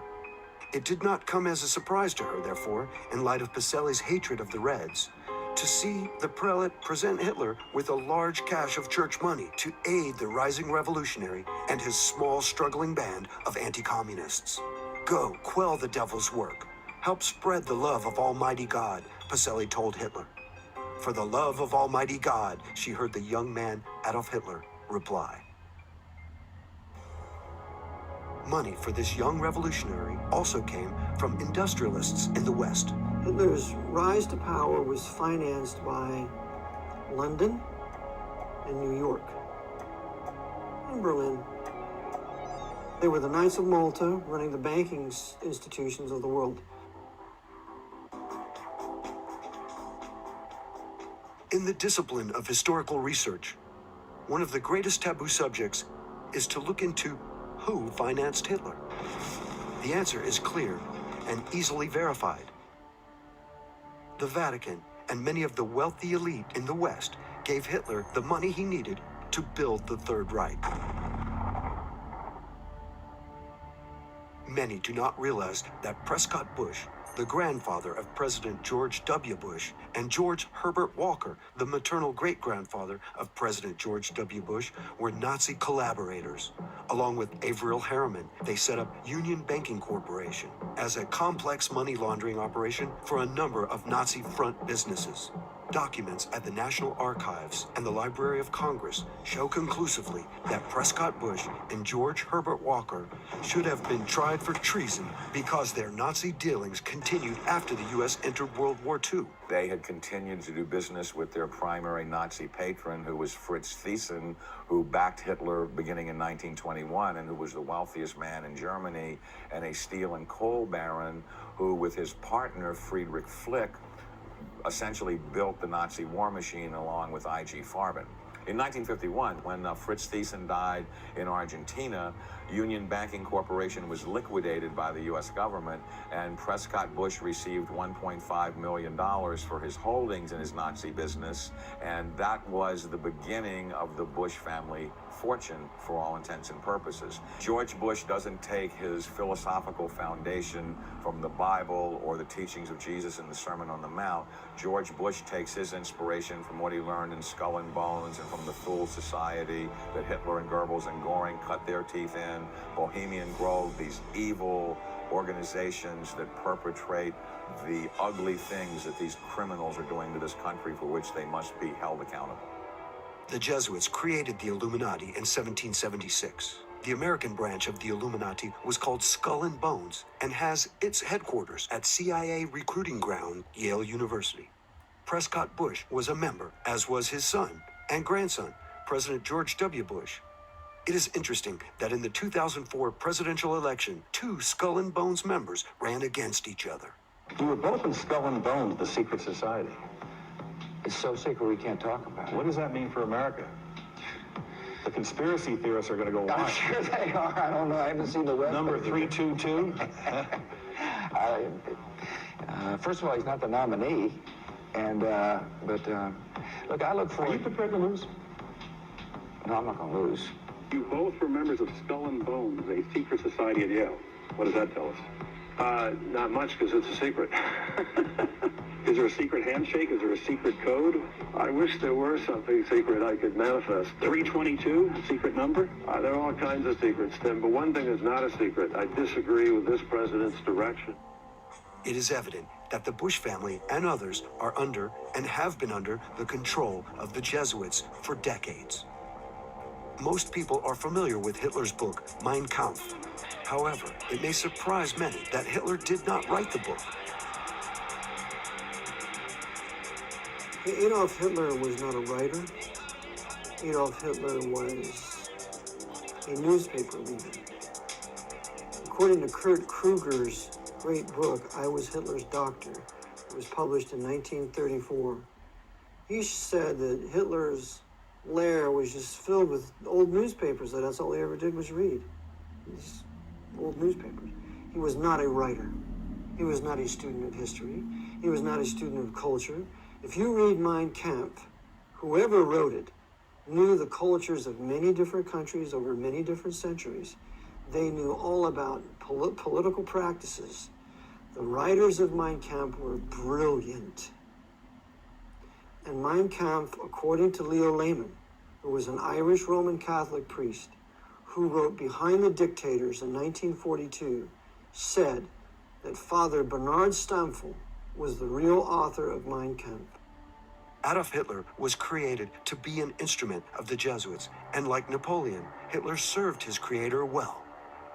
Millions of the Vatican's enemies were dead, and America forgot George Washington's warnings and abandoned its policy of isolationism. During World War II, the Vatican targeted the Orthodox Christians in Croatia for destruction. As in World War I, the Orthodox Serbians of Croatia suffered again in World War II. A campaign of terror and murder was inflicted on the Serbs by the Croatian Ustaše regime. The leader of the Ustaše was Ante Pavelic, a Roman Catholic. Pavelic and the Ustaše murdered around 500,000 people, while 250,000 were expelled, and another 200,000 were forced to convert to Catholicism. Like the Jewish Holocaust, Pope Pius XII never condemned these atrocities, nor has any pope since then condemned them. Once the war had concluded, the Vatican helped former Nazis escape Germany to safe havens in South America. They even helped Ustaše leader Pavelic escape to Argentina.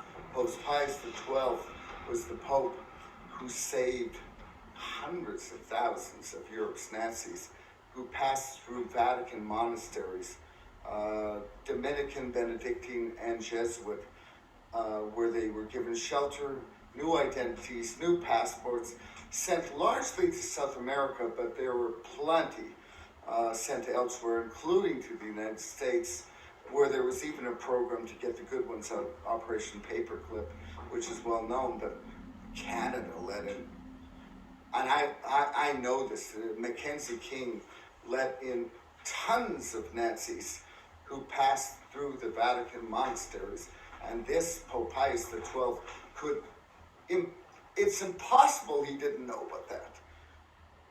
After World War II, a conflict began between the Western powers, mainly the US and Britain, and those of the East, the Soviets and the Chinese. It came to be called the Cold War. From its beginning, the Cold War was a way of keeping the world in chaos and fear, pitting the Christian nations against the communist nations. And most importantly, a way to keep the spotlight off the Vatican. Many people knew of Rome's backing of the Catholic dictators of Europe. They also knew of Rome's aid in helping many of them to escape. The Vatican had not been punished for these crimes. In fact, Pope Pius XII should have stood before the judges at Nuremberg. The Jesuits used the Cold War as an effective diversion for Rome. It worked like a charm. To get it started, a rock in the road had to be removed. That rock was General George S. Patton. At the end of World War II, General George Patton wanted to attack the Soviet Union. Patton saw the menace to the free world communism was and wanted to go ahead and end it. Patton's conversation to General McNarney in 1945 was revealing. Why do you care what these goddamn Russians think? We are going to have to fight them sooner or later. Why not do it now, while our army is intact, and the damn Russians can have their hind end kicked back into Russia in 3 months? The Jesuits could not allow the Soviet Union to be destroyed. As Robert Wilcox lays out in his book, Target Patent, Roman Catholic William Donovan, head of the OSS, arranged for the assassination of Patton. Patton had survived 3 previous attempts on his life. He also survived the 4th, but was hospitalized. While in the hospital, a refined form of cyanide was given to him that can cause or appear to cause embolisms and heart failure. After making preparations to leave the hospital, Patton's health took a sudden turn for the worse, and he died. The result was that the Jesuits got their Cold War.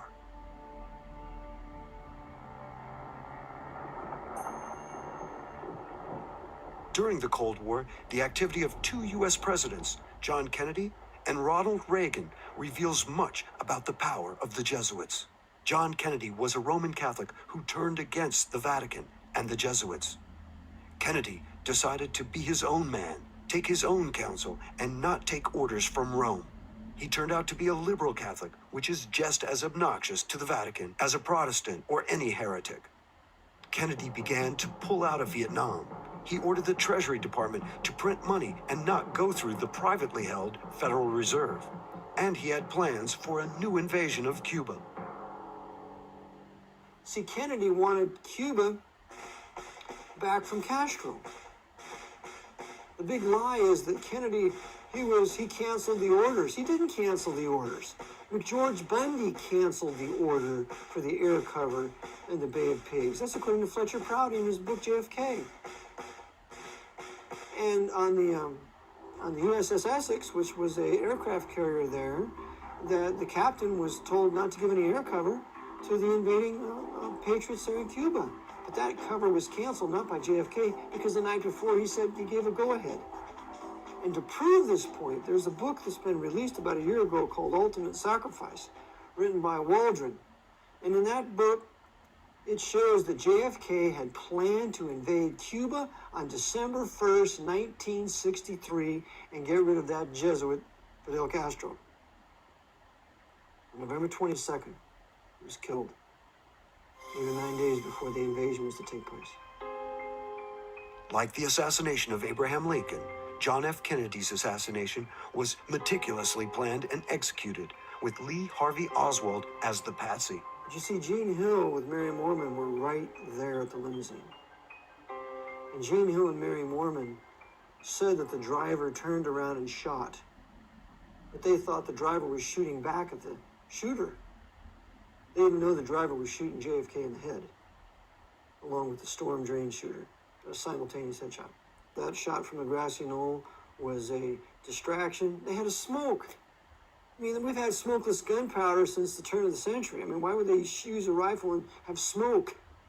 It was a distraction for the crowd to run for the grassy knoll, because the real shooters was the storm drain shooter and the driver shooting Kennedy in the head simultaneously.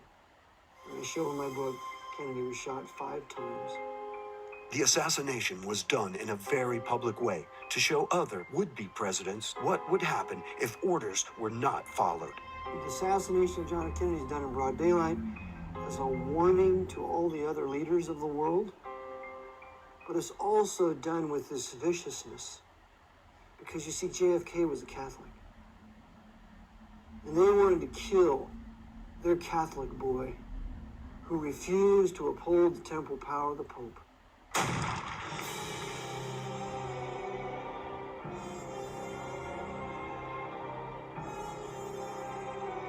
So they killed him viciously and cruelly as a warning to any other Catholic who would dare trammel the temporal power of the Pope. In contrast to Kennedy, Ronald Reagan did everything he could to court Vatican approval after an assassination attempt on his life in 1981. Well, Ronald Reagan was advocating some things that would have built the middle class that were generally pretty good. He was talking like a conservative. Evidently, he thought for a few minutes he was the president, because he'd been told to choose George Bush as the vice presidential candidate.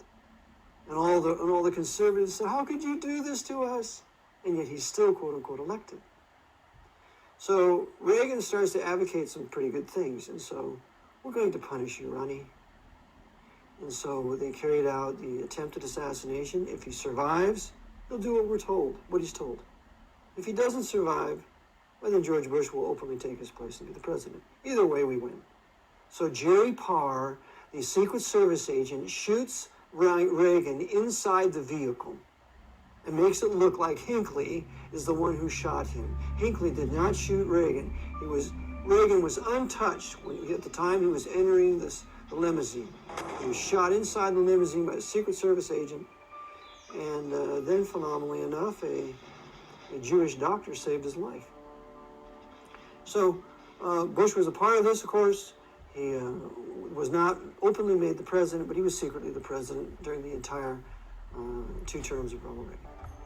President Reagan has come to fulfill the greatest moment in the history of this conspiracy, because no other president has come as close as President Reagan with the Vatican, and even not even John F. Kennedy.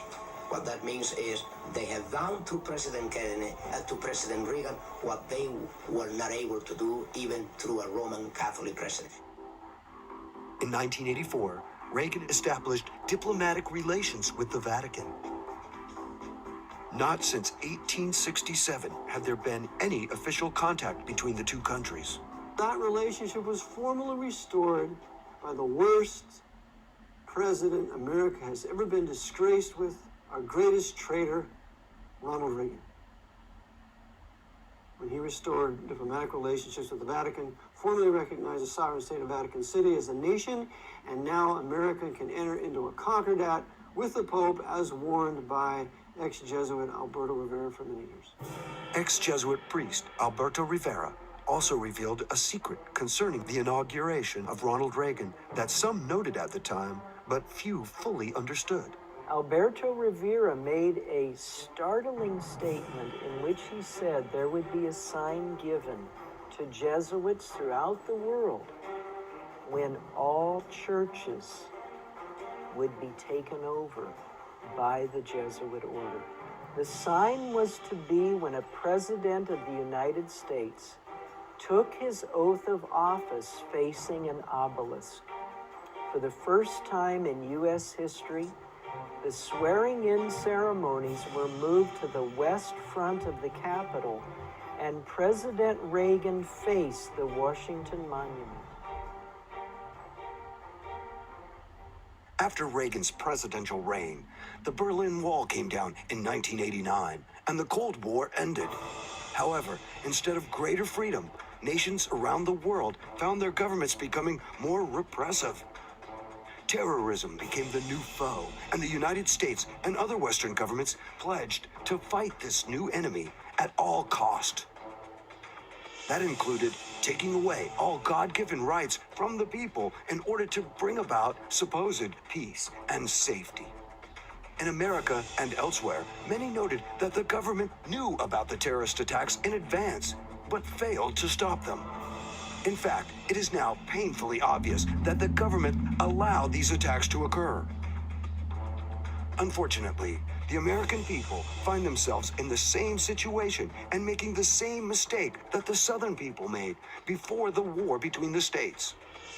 In the 1800s, the South, like the North, had Jesuit-controlled Freemasons and coadjutors in key religious, political, and military positions.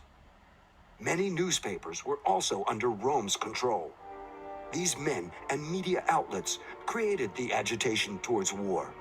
As the slave issue escalated, pushing the South towards secession, the Southern people fully expected God to be on their side. However, like America today, the people of the South failed to understand they were not on God's side. The South did not practice biblically sanctioned slavery.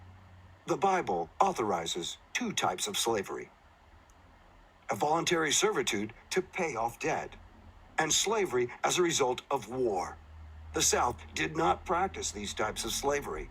The South practiced man-stealing, or kidnapping for profit. Exodus 21:16 clearly states, "And he that stealeth a man, and selleth him, or if he be found in his hand, he shall surely be put to death." For their sin and refusal to repent of man-stealing, the South reaped a harvest of death and destruction. Likewise, America today is finding itself in the same situation. Instead of asking God why he did not protect them from the terrorist attacks on September 11, 2001, Americans were easily manipulated with pride and cried out for vengeance against a foreign enemy. A vengeance that brought multi-billion-dollar profits to the death industries by promoting endless war.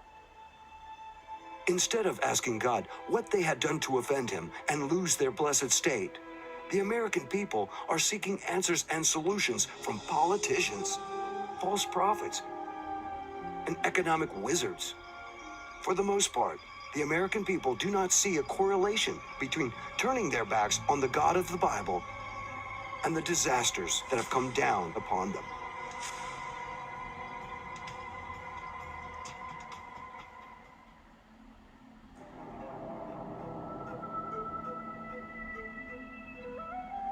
At the beginning of the 20th century, the Jesuits decided to implement their plans to create a central bank in the United States. Their plan would enable them to pay for the wars that were coming as the American empire expanded. Once this was accomplished, the common man would hold worthless paper, and the Jesuits would be in a position to fund new wars using the U.S. military as its muscle. The Jesuits, in their Counter-Reformation, have set out to destroy the Protestant Reformation, which had a middle class and private rights and private wealth and private land ownership. And in their attempt to bring the world back to the Dark Ages, the 13th century, when Pope Innocent III was the demon pope of all of Europe at the time, set out to destroy the Albigenses and others. To do this, to destroy Western Protestant civilization, they had to implement the pillars of the Communist Manifesto. Well, two of those pillars are these. The national credit would be in the hands of the federal government. So therefore, the credit of this country is in the federal government as extended by the Federal Reserve Bank, which is a private bank. Lewis versus U.S. tells us this in a federal case. So this private Federal Reserve Bank, which is controlled by the Vatican through its various orders, particularly the old crusading orders like the Knights of Malta and the Knights Templars, which are today high-level Freemasons, they have put upon us this horrible Federal Reserve Bank, which is the Pope's bank, to finance all the Pope's crusades since no later than the Spanish-American War of 1898 to the present. In order to create this central bank, certain obstacles had to be overcome. First, those opposed to a central bank would need to be removed, and secondly, the law would need to be changed, or simply appear to be changed. To deal with the troublesome individuals who opposed a central bank, the Jesuits spared no expense. They built a ship of death called the Titanic. The sinking of the Titanic was a design of the Jesuit order to get rid of the opposition to the creation of a central bank in the United States. And the men on the Titanic were opposed to a central bank. They had to die. Among those were John Jacob Astor, Isidor Straus, Benjamin Guggenheim, and a host of other millionaires who were opposed to a central bank in America. Therefore, they had to be taken out of the way, and they were on the Titanic. The company building the ship was owned by J.P. Morgan, who was himself an agent of the Rothschilds family, the Rothschilds being the bankers for the Pope and the Vatican. The main Jesuit targets were brought on board. The captain of the ship was Edward John Smith. It appears from his actions that Captain Smith was a Jesuit coadjutor, that is, a Jesuit who has taken the oath but does not wear the robes. A coadjutor blends into the scenery and never looks like a Jesuit priest. It is a veteran sea captain, Edward Smith, who orders the ship to travel through an 80-square-mile ice field at full speed on a moonless night. There had been over 8 telegrams warning the captain of the danger. He's warned 8 times, slow the ship down, slow the Titanic down, you're going too fast. Not once stopped. Knew there was an iceberg field up ahead, knew that he should have slowed down, but didn't. And so you look and you say, how was it that this man could go headlong into a field of icebergs and not slow the ship down, not be more careful? The only conclusion you can draw is, as a coadjutor of the Jesuit order, right through the line, the chain of command, he was told, sink the ship. And he did. On board the Titanic, and this is all documented in a National Geographic video that was put out in 1986. You can go to your local library and they'll either have it on hand or they can get it on library loan. But on that videotape, it shows that as the Titanic was coming up along the coast of England, it had various stops. And at one stop, a Jesuit priest got on board. His name was Francis Brown. Francis Brown got on board the Titanic, took pictures of all of the wealthy people, took pictures of Edward Smith, the captain, and then just before the Titanic set sail across the Atlantic, Francis Brown got off. And then, of course, the Titanic sunk. Well, Francis Brown is given a camera by his bishop, by his uncle, the bishop, and he is told to go down and take all these pictures of all these people we're going to kill in first class. And so that's what he does. He takes picture of all these rich people, everybody that's there is going to go down, and a rich passenger offers him passage. Well, he knows the ship's going to go down, but he very sheepishly got in contact with his provincial. And the provincial's message was, get off that ship. Like Brown, another noted passenger, Jesuit agent J.P. Morgan, did not make the ill-fated sea voyage. Even though booked on the ship for passage to America, Morgan also fortuitously canceled at the last minute. Of course, J.P. Morgan, he had his own suite reserved for him. And there were some 55 men who at the last minute canceled their reservations on the Titanic. J.P. Morgan was one of them. Said he was sick. Oh, by the way, and don't load any of my art treasures on the Titanic either. So he didn't have any of his art treasures on it either. Didn't lose any of that. How do we know there was foul play involved with the Titanic? When the iceberg was sighted, it was First Officer Murdoch who attempted to port around the deadly object. This was sound enough, but Murdoch also ordered the engines into reverse. Author Wynne Wade asked the obvious question. As long as Murdoch was trying to veer out of the iceberg's way, why had he jammed on the brakes, so to speak, by throwing the engines full speed astern? In point of fact, the 1910 edition of Knight's Modern Seamanship clearly contradicted Murdoch's decision. The instructions are clear. Avoid reversing the engines. Wade sums up the situation by saying, Murdoch had maneuvered in a manner more likely to cause collisions than to prevent them. As with many who investigated the Titanic disaster, author Wynne Wade was at a loss to explain Murdoch's actions in going against the book. But the captain and Murdoch's actions were not the only telltale signs of treachery on the night the Titanic sank. We see all sorts of anomalies on the Titanic. For example, when it was sinking, the emergency flares were to be red so that ships in those lanes could see the Titanic was in trouble.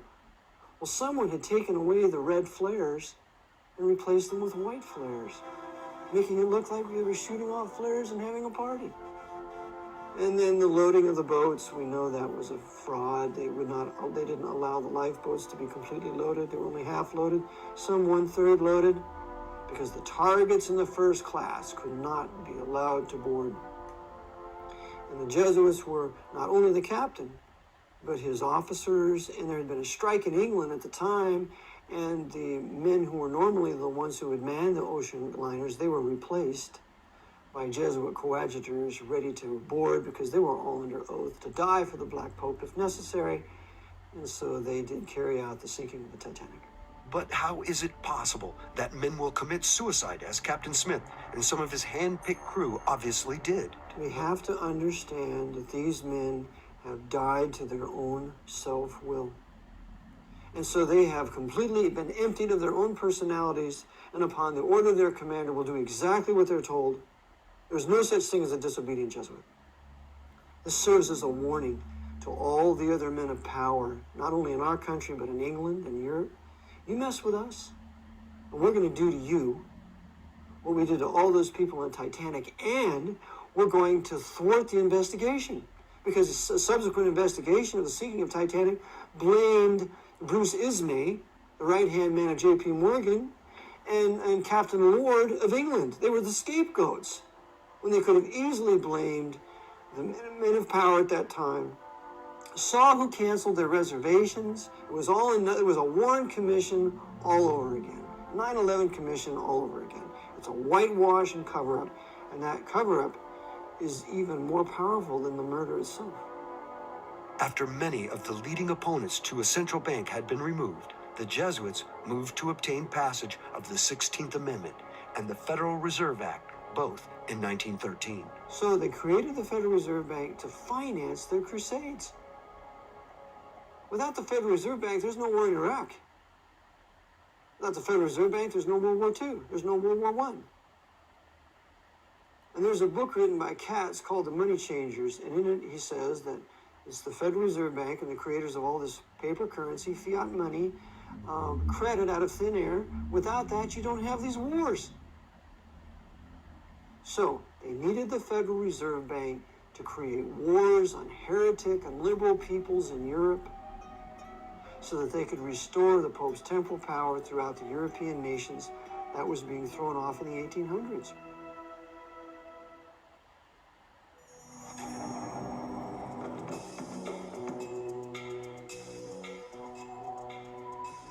Besides instigating wars and controlling the banking industry, the Jesuits have spent a great deal of time and effort attacking and undermining their number one enemy, the Bible.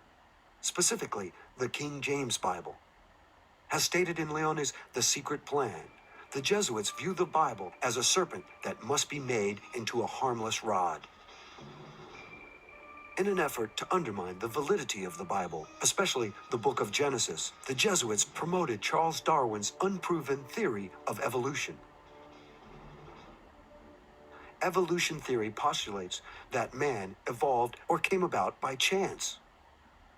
There was no God or divine agent at work in creating the world.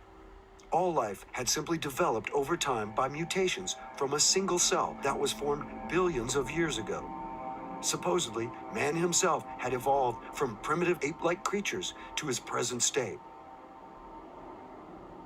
When the evolutionary theory needed proof of its validity, a young Jesuit priest by the name of Pierre Teilhard de Chardin appeared on the scene.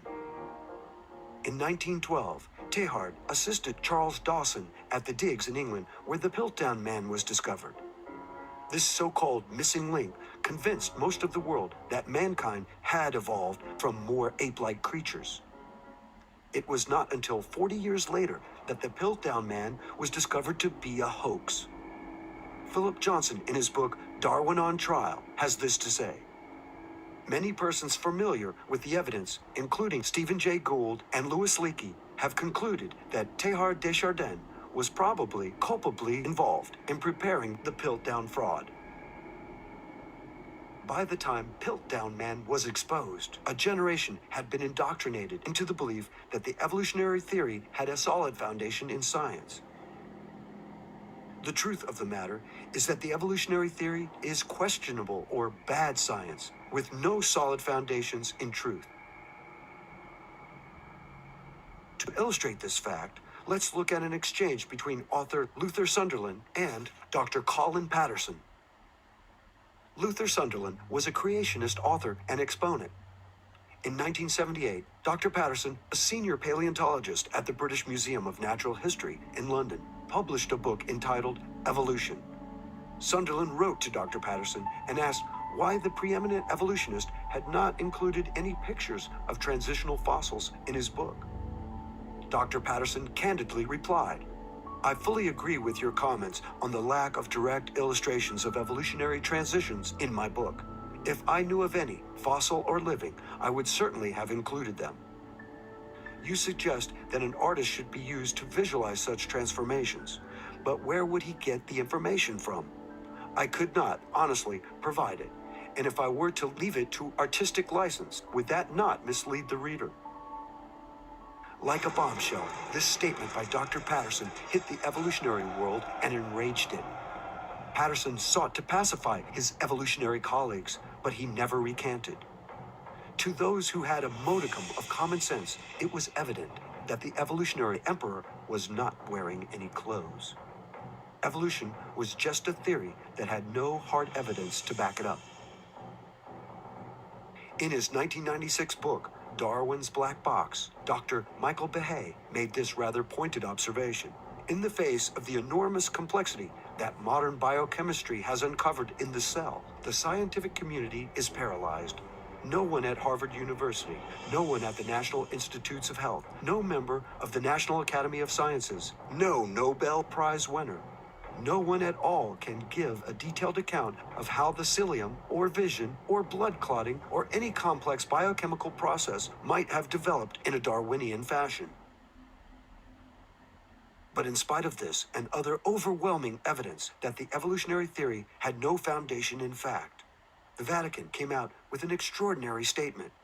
On October 22nd, 1996, the same year as Behe's book, Pope John Paul II issued a statement to the Pontifical Academy in which he said, "New knowledge has led to the recognition of the theory of evolution as more than hypothesis." This endorsement of evolution showed the true nature of the Vatican. The God of the Bible had to be denied and relegated to the past. The Jesuit plan to cast doubt on the Bible as God's word of truth had come a long way. But Darwin's theory of evolution was not their greatest achievement in undermining biblical authority. The Jesuits set in motion an attack on the original Greek text of the Bible. The New Testament was written in Greek. For over 1900 years, the Greek text of the Scriptures had endured and come down to us as it was read by the first Christians. To be sure, we now only have copies of the originals, but the text has remained the same. Today, there are 5,686 Greek New Testament manuscripts in existence. Of these manuscripts, the majority, over 90%, have been used over the centuries as a basis for the text of the New Testament. This majority text came out of Antioch in Syria. Antioch became the headquarters for Christians of the first century, and the majority text is often referred to as the Antiochian text. But the authoritative line of manuscripts is more often called the Textus Receptus, or received text. The King James Version is based on the received text. In the past, there have been attempts to alter the received text. A group of Gnostic Christians centered in Alexandria, Egypt, altered some manuscripts in the 3rd century. The corrupted Alexandrian manuscripts downplayed the divinity of Jesus. The famous scholar Origen seems to have had a hand in this undertaking. However, the Christians of that time were not fooled. In the 4th century, another attempt to pass on these same corrupted manuscripts was led by the Roman Catholic scholar Jerome. Jerome made a translation of the Bible using the corrupted Alexandrian texts in 380 AD. Jerome called his translation the Vulgate. Jerome's new translation was promoted by Rome, and those who did not use it were persecuted. It was not until the Reformation that the uncorrupted received text was again used to translate God's word into the common language. The result was such translations as Luther's German New Testament of 1522, Tyndale's English New Testament of 1526, the Geneva Bible of 1560, and the King James Bible of 1611. Since 1611, the King James Bible supplanted other English translations to become the most revered and cherished translations of Protestant Christians throughout the world. Then, in the late 1800s, two men worked to change that. These two biblical scholars were Brooke Foss Westcott and Fenton John Anthony Hort. Westcott and Hort created a new critical text based on the theory that the New Testament was preserved almost perfectly in the two oldest manuscripts, the Sinaiticus and the Vaticanus. The Sinaiticus manuscript was discovered in 1844 in a Roman Catholic monastery. Facsimile copies of the Vaticanus manuscript were brought out of the Vatican Library in the late 1800s. Both of these manuscripts were from the corrupted Alexandrian line. Using these two manuscripts as a foundation, Westcott and Hort began to put together their Greek text of the New Testament in 1853. In 1881, they completed and published their work. According to Westcott and Hort, now for the first time, the true text of the New Testament was available to believers. Significantly, it is from the Westcott and Hort Greek text that many modern Bible translations have been produced. And what has been the effect of this change to those in the pews listening to the Word of God? With regard to John 1:18, we read in the King James Version, "No man hath seen God at any time. The only begotten Son, which is in the bosom of the Father, he hath declared him." The same verse in the New International Version, based on the Westcott-Hort text, reads, "No one has ever seen God, but God, the one and only, who is at the Father's side, has made him known." Despite the somewhat confused rendering in the NIV, the change really amounts to altering only begotten Son to only begotten God. The appearance of this alteration in a small body of text originating from the veritable capital of Gnosticism, Alexandria, would suggest that the Gnostics made their mark in these texts and at this verse. Gnostics saw matter as evil and spirit as good. God was spirit and could not be involved with wicked matter or flesh, especially in the conception of a child. To Gnostics, the virgin birth was an impossibility. Another example of the corrupt influence of the Alexandrian manuscript was found in Acts 2:30.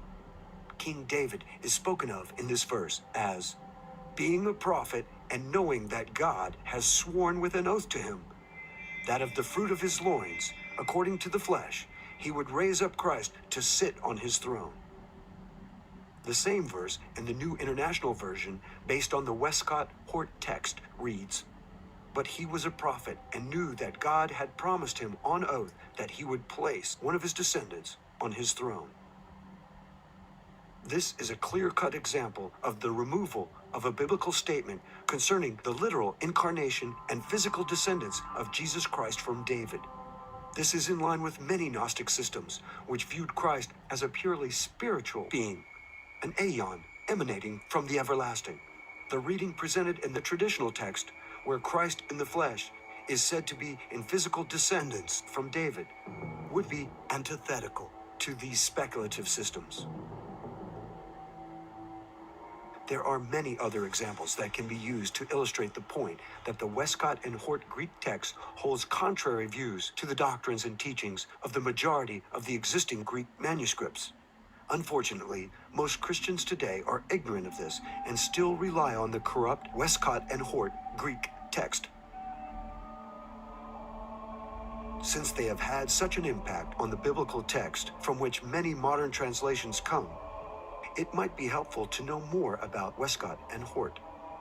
Supposedly, these men were Protestants. Specifically, they were Anglican or Church of England scholars.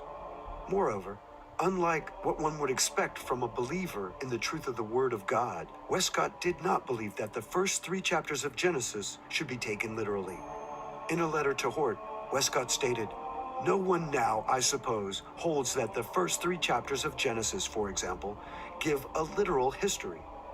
I could never understand how anyone reading them with open eyes could think they did." Westcott also doubted the miracle stories in the Bible. He stated, "I never read an account of a miracle, but I seem instinctively to feel its improbability." But even more telling is Westcott's devotion to John Henry Newman. Newman, along with several other Church of England clergymen, began the Oxford movement in 1833. The purpose of this secret movement was to reunite the Church of England with the Roman Catholic Church. That same year, a clandestine meeting was held in Rome between John Henry Newman, Richard Froude, and Monsignor Wiseman. When asked what it would take for the Church of England to be accepted back into the Roman Catholic Church, Monsignor Wiseman answered, "The Church of England must accept the Council of Trent in its entirety." Consider that. In 1833, the spokesman for the papacy brings up the acceptance of the Council of Trent as the main condition for reuniting with Rome. The Council of Trent met and declared 125 anathemas against the Protestant Reformation. The Pope and the Jesuits had not changed their minds then or to this day. For 12 years, Newman and his colleagues worked secretly to push the Church of England back into the arms of the papacy. When this secret society and its intentions were discovered, Newman and 150 followers defected to the Roman Church. It is apparent that Westcott was one of Newman's disciples who did not defect, but rather remained as a tool of Rome. Westcott's scholastic partner and pupil, Fenton John Anthony Hort, was no better in his biblical faith. Although Hort doubted the existence of a literal devil and of eternal punishment for the godless, he did believe in the Roman Catholic concept of purgatory. Hort stated that the idea of purgation, of cleansing as by fire, seems to me inseparable from what the Bible teaches us of the divine chastisements. Hort also adhered to the Roman Catholic teaching of baptismal regeneration. Hort stated, "We maintain baptismal regeneration as the most important of doctrines.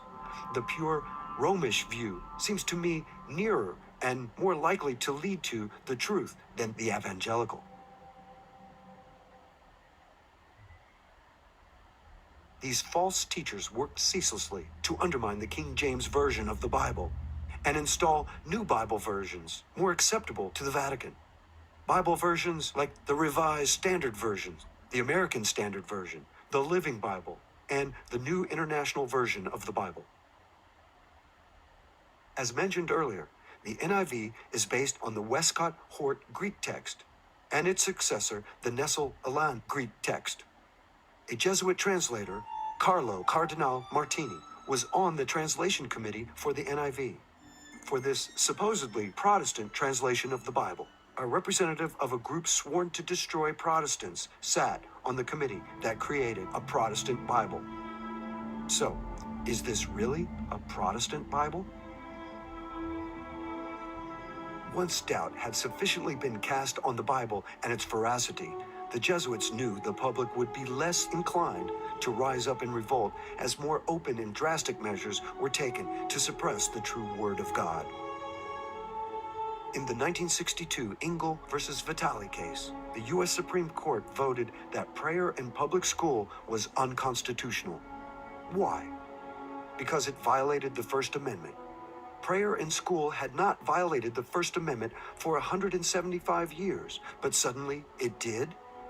The following year, in the case of Abington versus Shemp, the Supreme Court voted that the reading of the Bible was also a violation of the First Amendment.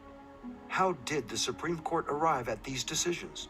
One only has to know that the Chief Justice of the court, Earl Warren, was a Freemason to see why the court voted as it did. And why did the President and Congress not impeach these Supreme Court justices and remove them from the court?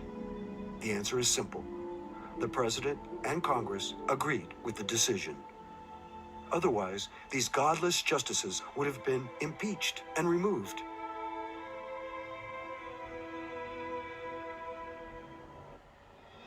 How did this happen? First, in the 1950s, churches began to incorporate and organize as tax-exempt organizations. Churches had always been tax-exempt, But now they could offer their congregations tax deductions for tithes and offerings. It was Senator Lyndon Baines Johnson who pushed for the churches to be added to the Section 501c3 of the tax code. For a 501c3 church to openly speak out or organize in opposition to anything that the government declares legal, even if it is completely immoral, the church will jeopardize its tax-exempt status. The 501c3 has had a chilling effect upon the free speech rights of the church.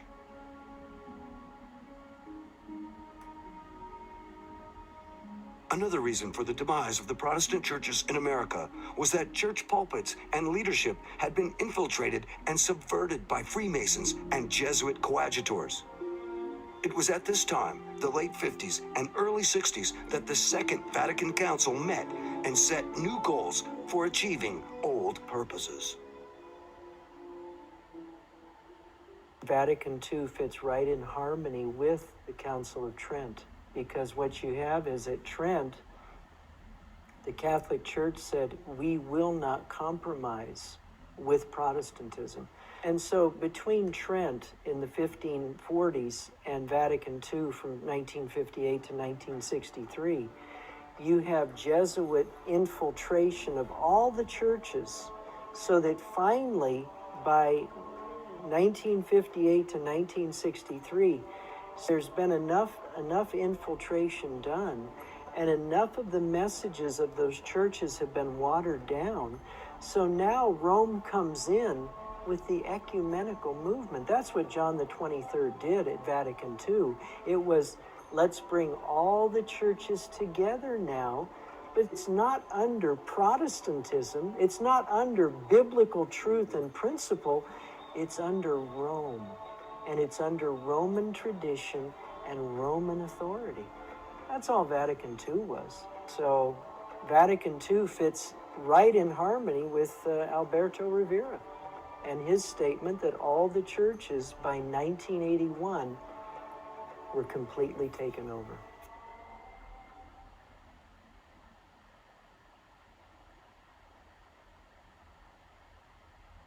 What is the ultimate goal of the papacy?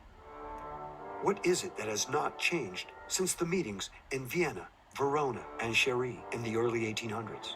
The answer is domination of the world. The Vatican is seeking to create a one-world government or New World Order. And what will be the capital of this world government? Not Rome, but Jerusalem. In 1993, the Italian newspaper La Stampa carried a curious article that said the Vatican had gained control of a portion of the Temple Mount in Jerusalem. They want their capital back. The Crusades haven't ended. They've done this before. It's not a new phenomenon here. What the Vatican wants is Rome is their second capital. They want a crusade to liberate what they view as their actual physical capital. And that's where they don't want Jews in Jerusalem. What they were trying to do with this war now is take an eraser to all of these countries, right? Now you have no more countries. One massive trading bloc, right? In the middle of this, you've got a city that is revered big time. The papacy has wanted to move from Rome to Jerusalem ever since the very first crusade. They still want to do that. And how do we know this? We know this because a person named Marc Halter, the French intellectual friend of Shimon Peres, gave an interview in the now defunct magazine, Israeli magazine Shishi, where he said, in May of 1993, I delivered a letter to the Pope, Shimon Peres, promising the Vatican East Jerusalem. And he gave a few details. East Jerusalem would be policed by the UN. The Vatican would get control of all holy sites of all religions. And the PLO would get a stake within this enclave. The Vatican gets the holy sites, and the UN gets to police the place.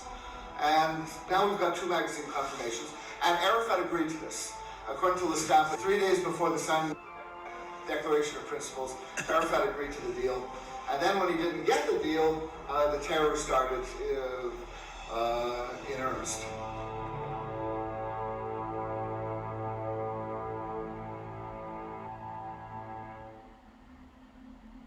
If you do not bow down to the Jesuit-controlled Roman Catholic leader, you are a heretic, and you must die.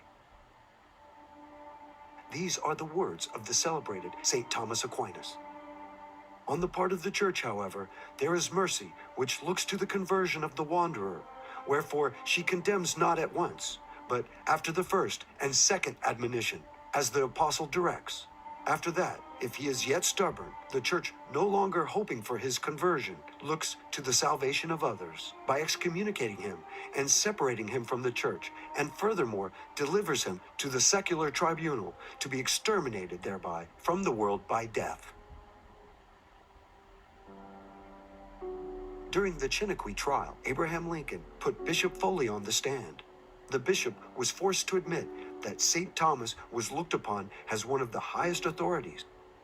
In fact, the Roman Catholic bishops swore that God himself had inspired what St. Thomas had written about the manner in which heretics should be treated by the Roman Catholics.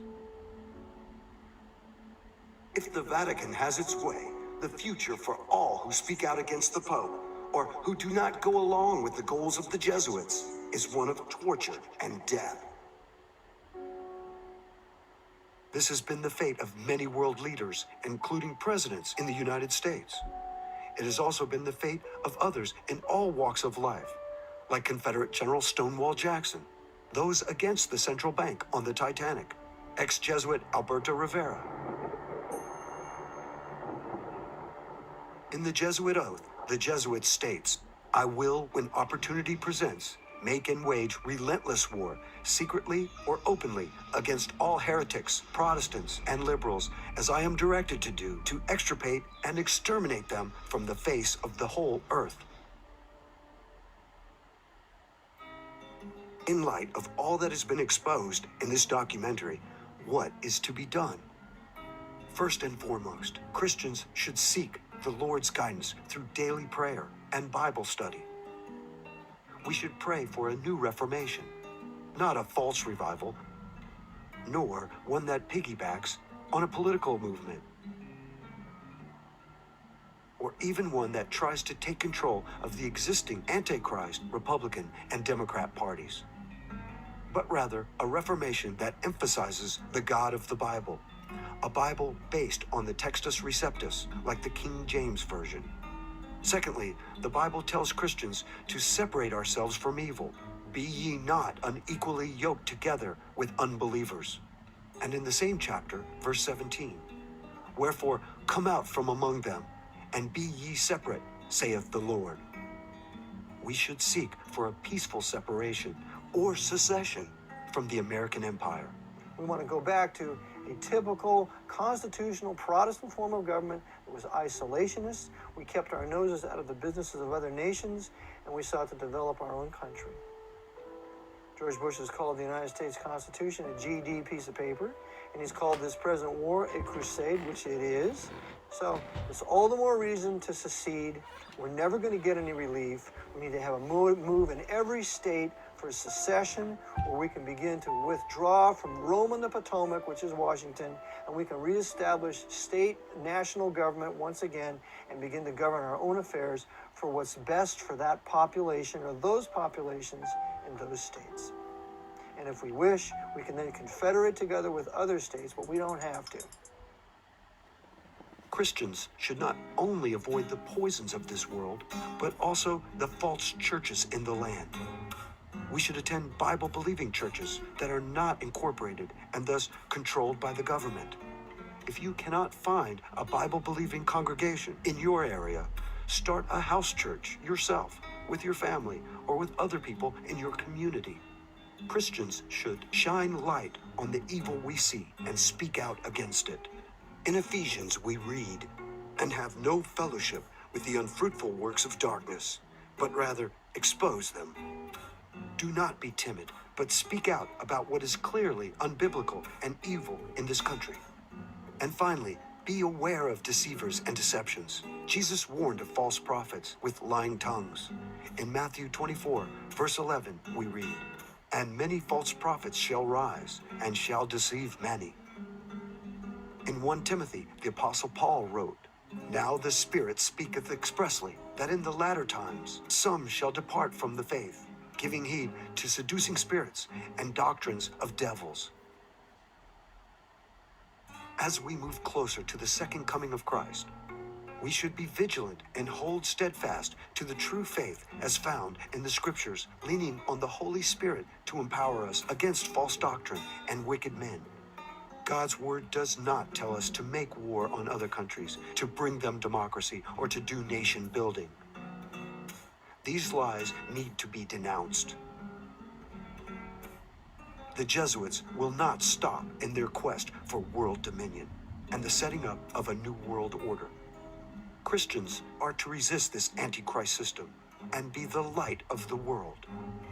As the light shines, it reveals the truth, and the dark creatures of this world retreat from it.